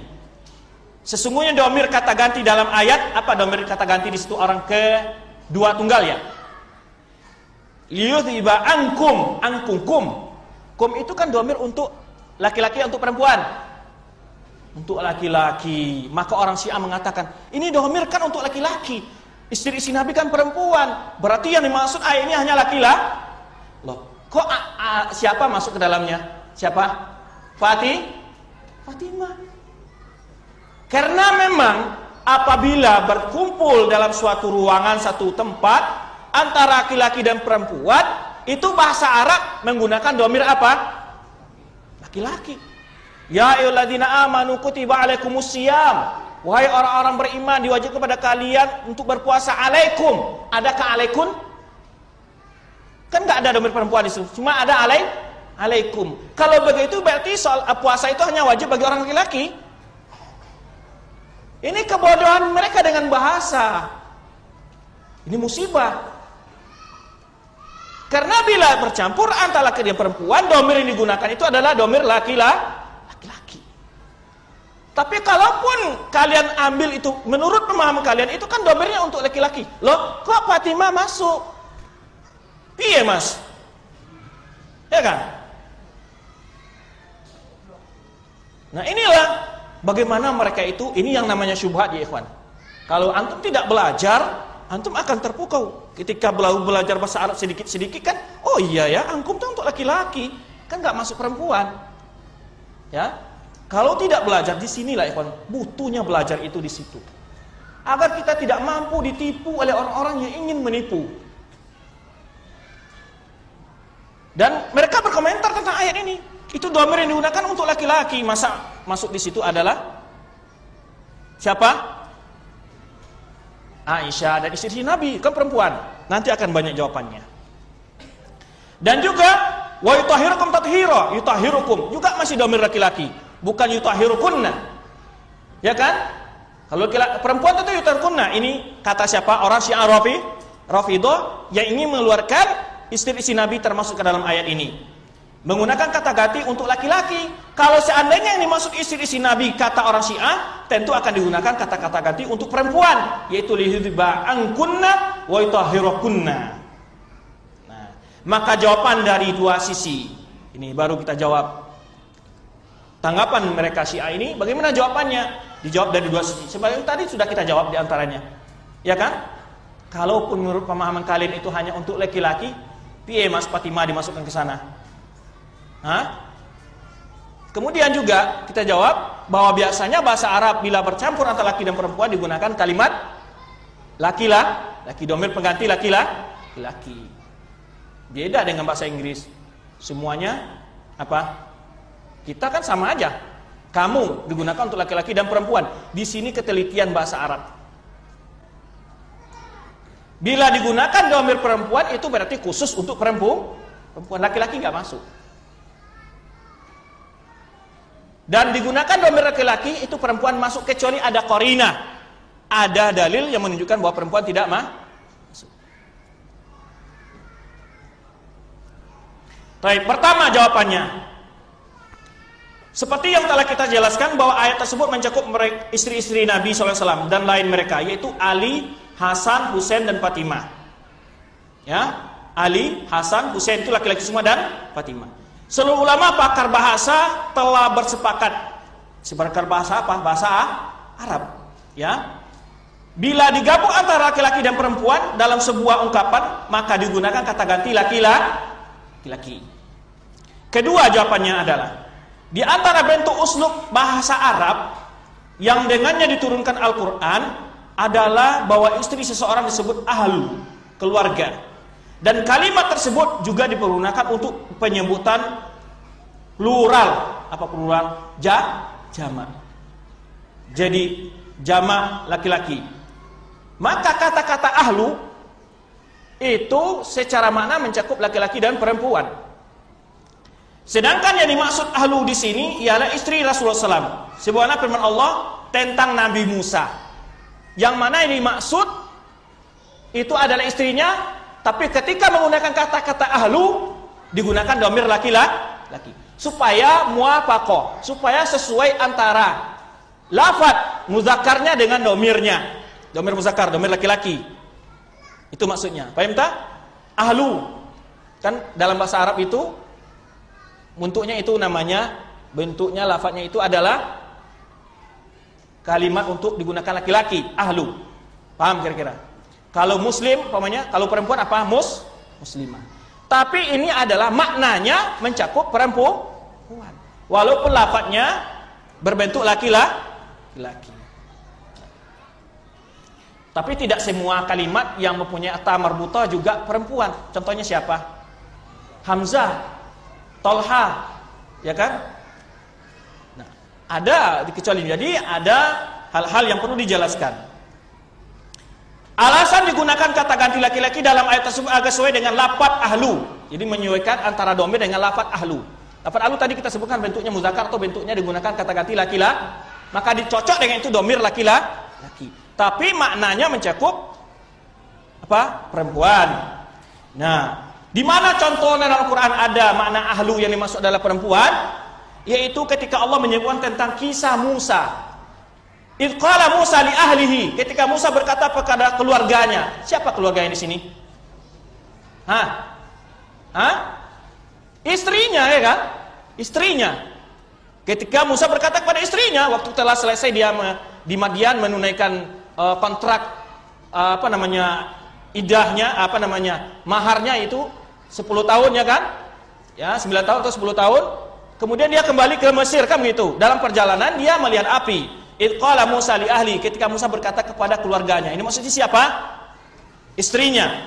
Inni anastu nara sa'atikum, aku akan datang kepada kalian, saya melihat api dan saya akan datang membawanya kepada kalian. Sa'atikum minha. Kum di sini digunakan kan? Bukan sa'atiki, bukan sa'atikunna, tapi sa'atikum. Kenapa digunakan dhamir muzakkar? Muwafaqah lil lafzi ahlu. Karena ahlu itu adalah bentuk muzakkar atau bentuk digunakan lafaznya laki-laki. Ya. Kan digunakan sa'atiki, padahal yang dia bicara kepada istrinya. Kok dhamirnya laki-laki? Karena tujuannya agar sesuai antara lafaz ahlu dengan dhamir ini. Sa'atikum minha bi khabarin au a'tikum, juga lagi digunakan dhamir muzakkar lagi. Bisyihabin qabasin la'allakum tastalun. La'allakum, bukan la'allaki. Kenapa? Karena bicara masa ahlu. Ahlu itu jamak yang bentuk lafaznya muzakkar, tapi maknanya mencakup perempuan. Karena keluarga kita itu tidak laki-laki semua kan, istri perempuan jelas, yang gitu. Maka menggunakan kum di sini adalah untuk muwafaqah antara lafaz dengan domir. Nah, itu jawabannya. Itu yang mana firman Allah, ingatlah ketika Musa berkata kepada keluarganya, sesungguhnya aku melihat api, aku kelak akan membawa, aku ingin membawa kepadamu kabar daripada api itu, atau aku membawa kepadamu suluh api supaya kamu dapat berdiam, kata Musa.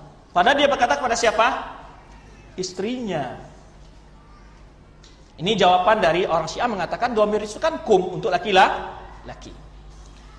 Pada ayat yang lain, nah, juga digunakan dhamir kum, tapi ketika beriringan dengan ahli tadi.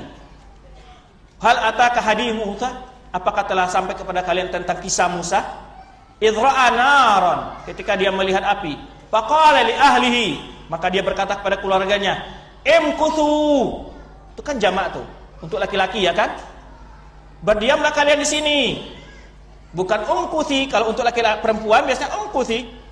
Tapi kenapa Musa menggunakan dhamir jamak mudzakkar di sini? untuk menyesuaikan antara lafadz di sini digunakan lafadz ahlu, maka disesuaikan dengan domirnya. Summa la'alli a'tikum, mudah-mudahan saya akan membawa kepada kalian, yaitu ya membawa sedikit daripadanya ini api itu kepada kalian. Ini semuanya menunjukkan jawaban dari orang Syiah yang mengomentari kum digunakan domirnya untuk laki-laki, perempuan tidak boleh masuk. Ini keliru. Ya, ini sudah kita sebutkan karena di sini ada dua jawaban tadi, kata-kata ahlu itu karena berbentuk muzakkar, maka oleh sebab itulah digunakan apa? Domir muzakkar. Tapi maknanya mencakup perempuan. Kemudian lawan bicara Nabi Musa di sini adalah istrinya. Sebagaimana disebutkan oleh para ulama, melalui apa yang dijelaskan oleh Syekh Sangkiti di atas dapat kita tarik kesimpulan beberapa hal. Satu, bahwa yang dimaksud tentang Ahlul Bait dalam surat Al-Ahzab adalah para istri Rasulullah SAW, karena ayat tersebut turun di rumah mereka. Demikian pula dengan melihat konteks ayat yang sebelumnya dan sesudahnya. Jika kita cermati dengan seksama, semuanya berbicara tentang istri-istri Rasulullah. Mulai dari ayat 28 dari surat Al-Ahzab tersebut sampai ayat ke-34 pada surat yang sama. Seluruhnya bicara tentang istri-istri Nabi SAW. Sedangkan ayat yang mengenai Ahlul Bait berada di antara ayat-ayat tersebut, yaitu pada ayat ke-33. Kedua, masuknya selain istri Nabi SAW ke dalam kandungan makna ayat tersebut tidak berdasarkan ayat, karena ayat turun di rumah istri Rasulullah SAW. Akan tetapi berdasarkan hadis yang menyatakan bahwa mereka termasuk ke dalam makna ayat tersebut. Seperti hadis berikut ini. Qalat Aisyah radhiyallahu anha, Aisyah berkata, kharajan Nabi SAW ghadatin, pada satu pagi Rasulullah keluar, wa alaihi mirtun, ya, dia membawa selimut, murahalun min sya'rin aw aswad. Ini Rasulullah SAW keluar dengan berselimut kain yang disulam berwarna hitam. Lalu datanglah Hasan, Faja'al Hasan ibnu Ali, fadakhalahu, kemudian Rasulullah SAW menyelimutinya. Kemudian datang Husain, maka ia menyelimuti pula. Kemudian datang pula Fatimah, kemudian menyemuti dia pula. Kemudian datang Ali, maka ia selimuti. Lalu Rasulullah SAW bersabda, thumma qala innama yuridullahu liyudhiba ankum rijsa ahlul baiti wa yutahhirakum tathira. Rasulullah SAW membacakan ayat tersebut, ya, sesungguhnya Allah bermaksud hendak menghilangkan dosa dari kalian. Ini wahai ahlul bait, dengan menyucikan kalian sebersih-bersihnya. Nah, ini masuknya ahlul bait. Jadi kenapa Rasulullah SAW ini menyebutkan hal ini, melakukan hal ini? Jangan tergambar bahwa yang ahlul bait itu hanyalah istri-istri Nabi. Maka Rasulullah SAW juga mengatakan bahwa keturunan beliau, cucu-cucu beliau adalah termasuk ahlul bait. Kemudian ini adalah hadis ini diwakilkan oleh Aisyah. Ini sudah kita sebutkan dari faedah yang lain, bahwa para ahlu sunnah, para sahabat-sahabat yang lain, istri-istri Nabi nggak pernah menyembunyikan keutamaan Ahlul Bait. Buktinya hadis ini diwakilkan oleh Aisyah radhiyallahu anha. Ketiga, bahwa para sahabat tidak pernah menyembunyikan keutamaan Ali dan keluarganya. Jika kita cermati riwayat di atas adalah dari Aisyah. Hal ini menunjukkan bahwa Aisyah radhiyallahu anha tidak menyembunyikan keutamaan Ali dan keluarganya, apalagi sampai membenci mereka. Demikian pula para ulama Ahlussunnah tidak pernah menyembunyikan keutamaan Ahlul Bait, sebagaimana yang dituduhkan oleh kaum Syiah Rafidhah kepada Ahlussunnah. Buktinya kitab-kitab Ahlussunnah penuh dengan riwayat-riwayat yang menyebutkan keutamaan-keutamaan Ahlul Bait, akan tetapi memang tidak memuat riwayat-riwayat palsu yang sampai pada tingkat mengkultuskan Ahlul Bait. Itu memang tidak dimuat oleh Ahlussunnah. Hadis-hadis yang palsu, maudhu', yang dikarang-karang itu memang enggak ada dalam kitab Ahlussunnah. Apalagi kandungannya sampai mengkultuskan Ahlul Bait. Tidak akan ada dalam kitab Ahlussunnah. Nah, ini yang ketika Ahlussunnah tidak memuat hadis-hadis palsu itu, dituduh mereka menyembunyikan keutamaan Ahlul Bait. Ya kan begitu? Berkata Syekh Islam Ibnu Taimiyah tentang keutamaan dan kemuliaan para istri Rasulullah SAW. Nah, ini terjawab pula. Ada yang menuduh bahwa Syekh Islam Ibnu Taimiyah tidak memuliakan istri Rasul, tidak mencintai Ahlul Bait. Inilah jawaban. Kenapa perkataan Syekh Islam kita nukil di sini? Karena untuk menjawab sangkaan tadi dan tuduhan bohong itu. Ada buku itu. Antum kalau lihat Ibnu Taimiyah Nasibi, Ahlussunnah Nasibi. Ada buku. Menuduh Syekh Islam Taimiyah adalah yaitu orang yang membenci Aisyah. Saya baca sedikit bukunya itu, menuduh, mencela Aisyah, mencela Ahlul Bait dan seterusnya. Padahal tidak sama sekali. Oleh sebab itu sini kita ungkapan Syekh Islam Ibnu Taimiyah berbicara tentang keutamaan dan kemuliaan para istri Rasulullah SAW. Di antara pokok-pokok akidah Ahlussunnah wal Jamaah adalah mereka berloyalitas kepada istri-istri Rasulullah SAW, ummahatul mukminin, ibunda orang-orang beriman. Sebenarnya Allah nyatakan dalam firman-Nya, ya, An-nabiyyu aula bil mu'minin min anfusihim wa azwajuhu ummahatuhum. Nabi itu hendaknya lebih utama bagi orang-orang mukmin dari diri mereka sendiri, dan istri-istrinya adalah ibu-ibunda mereka. Ya, istri Rasulullah adalah ummahatul mukminin. Ini jelas sekali bagaimana pandangan Ahlussunnah, terutama kita ungkapan di sini ungkapan Syekh Mustafanya untuk menjawab tuduhan tadi itu. Kemudian itu tentang ayat kemuliaan Ahlul Bait, siapa mereka Ahlul Bait. Sekarang pindah kepada hadis-hadis Rasulullah SAW. Berikut ini kita sebutkan beberapa hadis yang menunjukkan tentang kemuliaan atau tentang kewajiban memuliakan Ahlul Bait. Hadis pertama, Rasulullah SAW pernah berkhutbah di hadapan para sahabat sekembalinya Rasulullah SAW dari melaksanakan haji wada di suatu tempat antara Makkah dan Madinah disebut dengan Ghadir Qum. Rasulullah SAW bersabda, "Amma ba'du, ala ayyuhan nas, innama ana basyarun." Selanjutnya, wahai para manusia, sungguhnya aku ini adalah manusia. Jadi ana basyarun. Ini bantahan bagi orang-orang bahwa Rasulullah SAW diciptakan dari nur. Ya, atau Rasulullah tidak punya bayang-bayangan, atau Rasulullah adalah makhluk yang pertama kali diciptakan Allah, dan seterusnya. Banyak lagi keyakinan yang batil. Saku ini manusia. Boleh jadi ayat Rasul Rabbi, boleh jadi Allah, malaikat yang akan mencabut nyawanya sudah dekat, Pak Ujibu. Lalu Allah perkenankan. Wa ana tarikum fikum saqalaini, aku tinggalkan di tengah kalian dua hal yang penting. Awaluhuma kitabullah, yang pertama adalah kitab Allah. Fihi huda wan nur. Di dalam kitab itu terdapat petunjuk dan cahaya. Fakhudhu bi kitabillah wa tamassaku bihi, maka ambillah kitab Allah dan pegang teguhlah kitab Allah tersebut.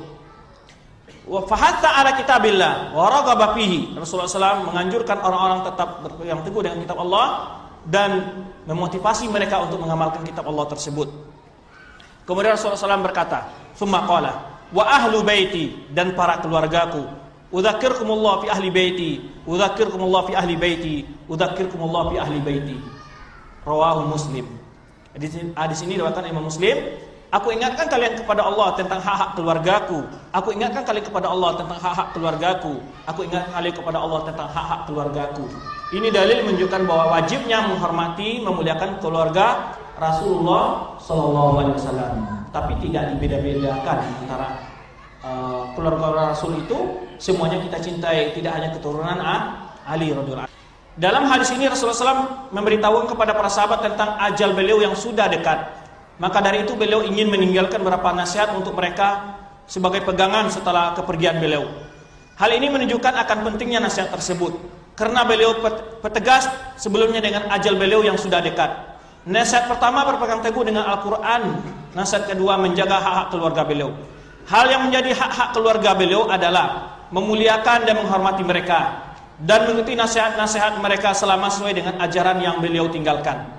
Adapun jika ada pendapat mereka yang tidak sesuai dengan ajaran yang beliau tinggalkan, maka kita tidak boleh taklid kepada mereka. Dalam hadis tersebut tidak ada perintah untuk wajib berpegang teguh dengan segala perkataan mereka, sebagaimana yang dipahami oleh sebagian orang. Itu orang Syiah Rafidhah. Kan dalam hadis tidak disebutkan. Gini, adakah pesan untuk berpegang teguh dengan Ahlul Bait? Kan enggak ada. Ittabi'uhum wa qalliduhum, enggak ada. Kan enggak ada di sini. Tapi yang disuruh kita di sini ada berpegang teguh dengan kitab Allah. Adapun ketika bicara tentang keluarga beliau, hanya beliau ingatkan tentang hak-hak keluarga beliau untuk dihormati, bukan dikultuskan.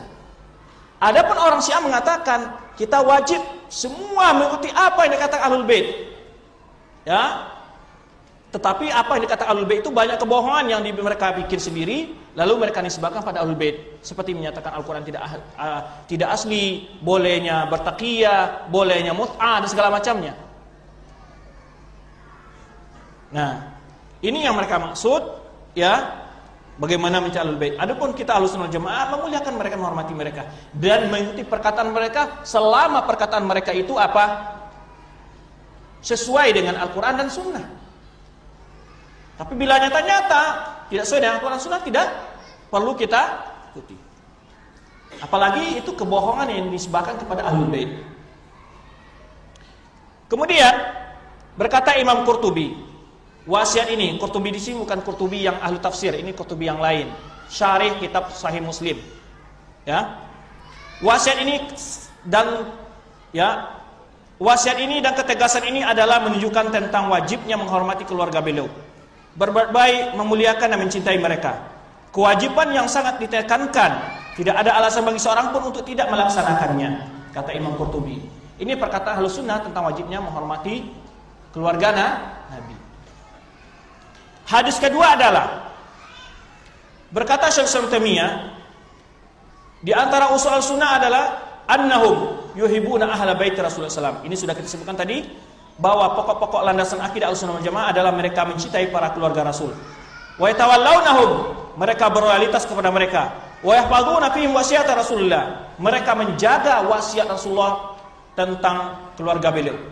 Haitsu qala yauma Ghadir Qum, ketika Rasulullah SAW menasihatkan waktu di Ghadir Qum, uzakkirkumullah fi ahli baiti. Wa qala aidan lil Abbas, ketika Rasul juga berkata kepada pamannya Abbas radhiyallahu anhu, ketika Abbas mengadu kepada Rasulullah sallallahu alaihi wasallam bahwa sebagian orang Quraisy yajfu Bani Hashim. Apa makna yajfu? Yaitu mengolok-olok, merendahkan orang-orang Bani Hashim. Tadi sudah kita sebutkan bahwa Bani Hashim adalah bagian dari Ahlul Bait. Ini Abbas mengadu kepada Nabi sallallahu alaihi wasallam. Lalu Rasulullah SAW bersabda, "Walladzi nafsi biyadihi la yu'minu hatta yuhibbukum." Demi zat yang jiwaku berada di tangannya, ini demi Allah, mereka lah tidak akan sempurna iman mereka sampai mereka mencintai kalian demi Allah, hatta yuhibbukum lillah, sampai mereka orang-orang Quraisy itu mencintai kalian karena Allah. Wa li qarabati, dan karena kalian adalah karib kerabatku. Ini Ahlul Baiti. Ini hadis Rasulullah SAW diriwayatkan Imam Ahmad dalam Fadail Sahabah, yang mana kata ini menunjukkan bahwa Rasulullah SAW tidaklah sempurna iman mereka, ini orang-orang Quraisy itu, sampai mereka mencintaiku karena mencintai kalian karena Allah dan karena kalian adalah karib kerabatku, kata Rasulullah SAW. Nah, ini dalil yang menunjukkan keutamaan Ahlul Bait. Hadis yang ketiga adalah hadis yang tadi kita sebutkan, Innallaha astafa Bani Ismail. Sungguhnya Allah telah memilih anak Bani Ismail. Wastafa min Bani Ismail Kinana, dan Allah memilih dari Bani Ismail itu adalah Qabilah Kinana. Ya. Qabilah Kinana. Wastafa min Kinana Quraisyan, dan telah memilih dari Bani Kinana itu kaum Quraisy. Wastafa min Quraisy Bani Hashim, dan memilih dari kelompok Quraisy yaitu suku Bani Hashim. Wastafani Bani Hashim, lalu Allah memilihku dari kalangan Bani Hashim untuk menjadi rasul. Ini menunjukkan kemuliaan-kemuliaan tentang keluarga Rasulullah SAW. Kemudian berkata Ibnu Hajar Al-Haytami, bukan Ibnu Hajar Al-Asqalani. Ibnu Hajar Al-Haytami adalah ulama Syafi'iyah yang ahli fikih. Kalau Ibnu Hajar Al-Asqalani adalah juga min ulama Syafi'iyah, syarih Fathul Bari, yang menulis kitab Fathul Bari, yang mensyarahkan Sahih Bukhari. Apa kata Ibnu Hajar Haytami? Setelah beliau menyebutkan hadis-hadis tentang keutamaan Ahlul Bait, lalu mengatakan, dalam hadis-hadis ini adalah anjuran yang sangat jelas untuk mencintai mereka, ya, dan berbuat baik kepada mereka, memuliakan mereka, ya, dan beradab menunaikan hak-hak mereka yang wajib maupun yang mandub. Bagaimana tidak? Mereka adalah keluarga yang termulia di muka bumi ini, ya, baik secara nasab, ya, apalagi di antara mereka yang benar-benar mengikuti sunnah Rasulullah SAW. Itu wajib kita cintai. Kemudian perkataan para ulama Ahlus Sunnah tentang kemuliaan Ahlul Bait, itu tadi tentang hadis-hadis, ya, setelah ayat Al-Quran kemudian hadis-hadis Rasulullah SAW. Kemudian perkataan ulama Ahlus Sunnah tadi sudah sebagian kita sebutkan, ada perkataan Imam Qurtubi, ada perkataan Ibnu Katsir, ada perkataan dari Syekh Islam Taimiyah, ada perkataan dari Ibnu Hajar Al-Haytami yang sini sudah juga kita sebutkan. Sekarang kita lihat perkataan ulama Ahlus Sunnah tentang kemuliaan Ahlul Bait. Ya. Berkata Umar bin Abdul Aziz, kenapa perkataan Umar bin Abdul Aziz yang Anda pilih di sini? Karena agar kita buktikan, karena Umar bin Abdul Aziz adalah dari keturunan Bani Umayyah, yang mana orang Syiah selalu mencela mereka. Ya, padahal Bani Umayyah, ya, terdapat orang-orang yang mencintai Ahlul Bait dan mencintai Ahlul Bait itu sendiri. Ya, ini sebagai jawaban bahwa sebetulnya semua sahabat-sahabat yang dari Bani Umayyah maupun keturunan-keturunan mereka adalah mencintai Ahlul Bait. Mencintai Ahlul Bait. Tidak ada pernah terjadi kebencian antara Bani Umayyah dan dengan Ahlul Bait. Kalaupun terjadi barangkali mungkin dalam masalah kekuasaan, bukan masalah mencintai mamanya. Ketika jadi khilaf dengan antara Muawiyah dengan Ali, bukan masalah. Oleh sebab itu nggak ada Ali mencela Muawiyah, tidak ada Muawiyah mencela Ali. Hanya masalah menghukum orang yang membunuh Utsman saja perbedaan mereka. Bukan masalah tentang yang berhak menjadi khalifah, tidak. Muawiyah tahu sendiri bahwa yang berhak menjadi khalifah itu Ali memang. Tapi dia minta kepada Ali untuk menghukum orang-orang yang membunuh Utsman. Jadi perselisihan hanya tidak dalam masalah. Jadi oleh sebab itu tidak ada pernah di dalam Ali mengatakan Muawiyah itu jahat, kejam, nggak ada. Hatta perkataan Muawiyah pun nggak ada yang menghina-hina Ali, nggak ada. Antum temukan nggak ada. Sebagaimana juga Aisyah ketika perang Jamal tidak ada. Ya, bahkan ketika orang Khawarij menuntut kenapa Ali tidak menawan Aisyah ketika perang Jamal, kalau memang kenapa kamu perangi Aisyah? Kalau perang antara kaum mukminin berarti kamu amil mukminin atau amil kafirin, kata orang Khawarij. Lalu Ibnu Abbas berkata kepada orang Khawarij ketika dia mengkritik Ali bin Abi Thalib dengan demikian, siapa yang mau menjadikan istri Rasulullah Aisyah sebagai tawanannya? Kan nggak mungkin. Karena perselisihan terjadi antara sahabat itu adalah memang fitnah yang direkayasa oleh orang-orang munafikin.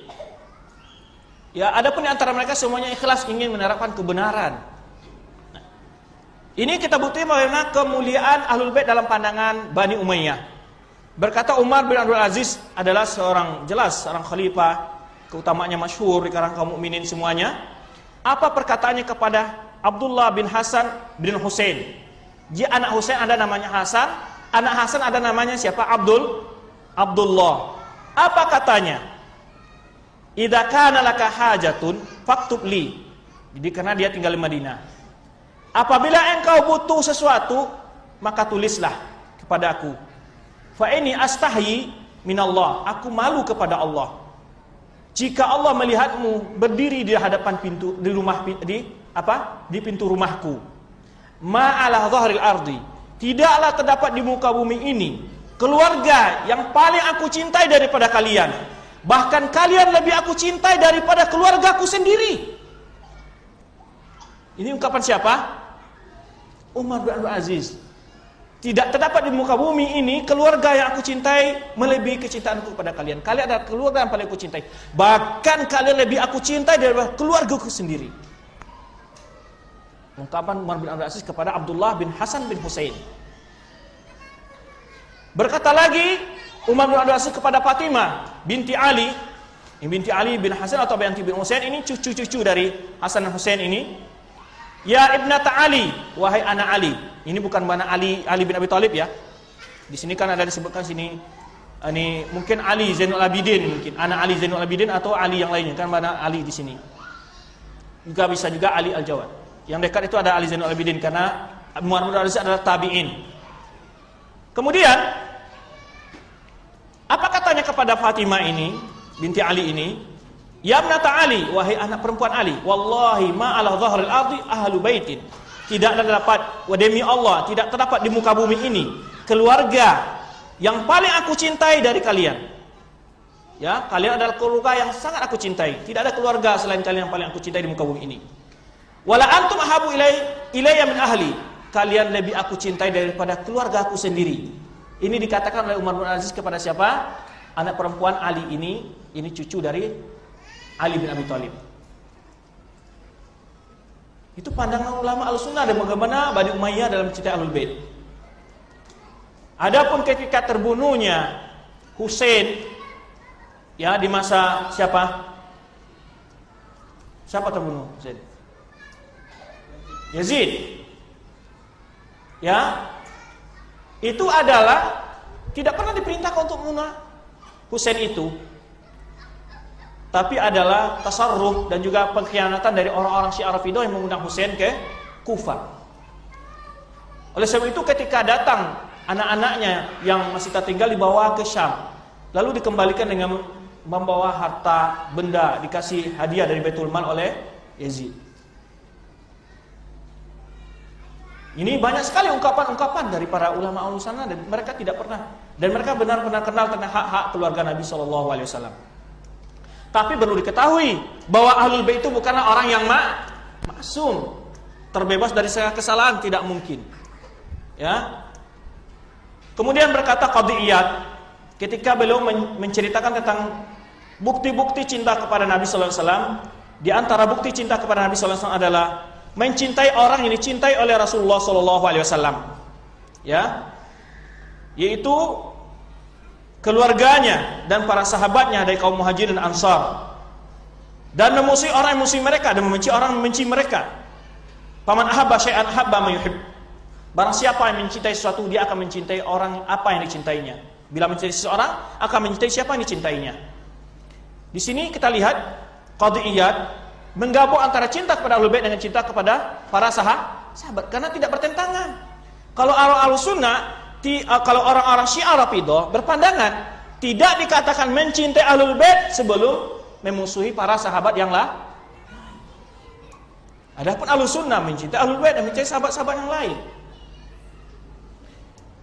Berkata pula Imam Ajurri, wajib ala kulli mu'minin, diwajibkan kepada setiap orang mukmin laki-laki dan perempuan, mahabbatu ahlul baiti Rasulullah SAW, mencintai keluarga Rasulullah SAW.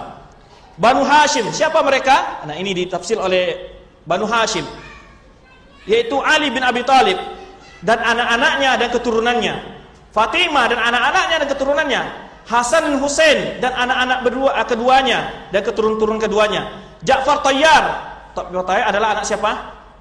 Saudara Ali, anak dari Abu Talib. Wa waladu wa dzurriyyatuhu. Ini semuanya Ahlul Bait. Di sini Imam Ajurri mentafsir secara jelas siapa saja Ahlul Bait. Tidak hanya Ali dan anak keturunannya, Fatimah saja tidak. Ya kan? Kemudian Hamzah, ya, dan anak-anak serta keturunannya, Abbas dan anak-anak keturunannya. Ya. Semua mereka itu adalah haulai Ahlul Bait Rasulullah SAW. Mereka itu adalah para keluarga Rasul. Di sini Imam Ajurri secara jelas menyebutkan siapa saja keluarga Rasulullah SAW.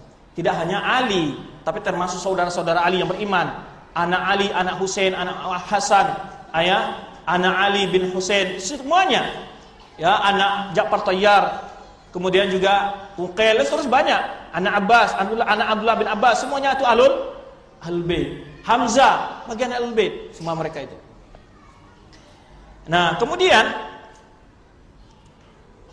karena itu diwajibkan kepada kaum muslimin mencintai mereka, kata Imam Ajurri. Ini dalam kitab beliau, ini apa namanya, kitab beliau yang terkenal Asy-Syari'ah, Imam Ajurri. Tadi sudah kita sebutkan, tidak luput dalam kitab-kitab yang dikarang oleh ulama Ahlussunnah wal Jamaah tentang akidah Ahlussunnah wal Jamaah selalu menyinggung masalah apa?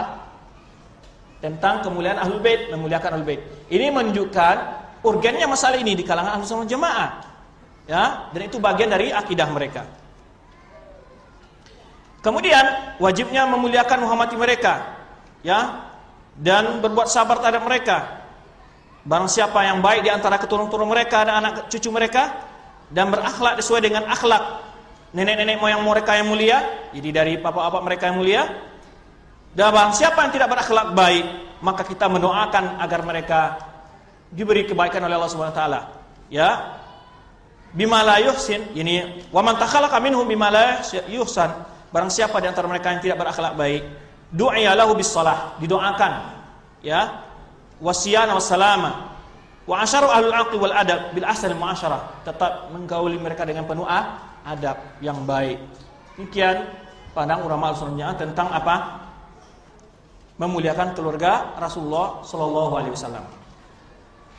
Kemudian tentang juga berkata Syaikhul Islam ini sudah kita sebutkan tadi, bahwa di antara usul-usul Ahlussunnah adalah mencintai keluarga Rasulullah SAW.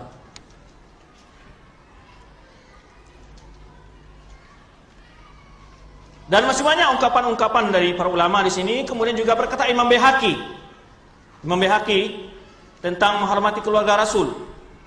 Ya. Di antara menghormati Rasulullah SAW adalah menghormati keluarga beliau dan menghormati anak kaum Muhajirin dan Ansar. Di sini juga sama ungkapan dengan qadiyat.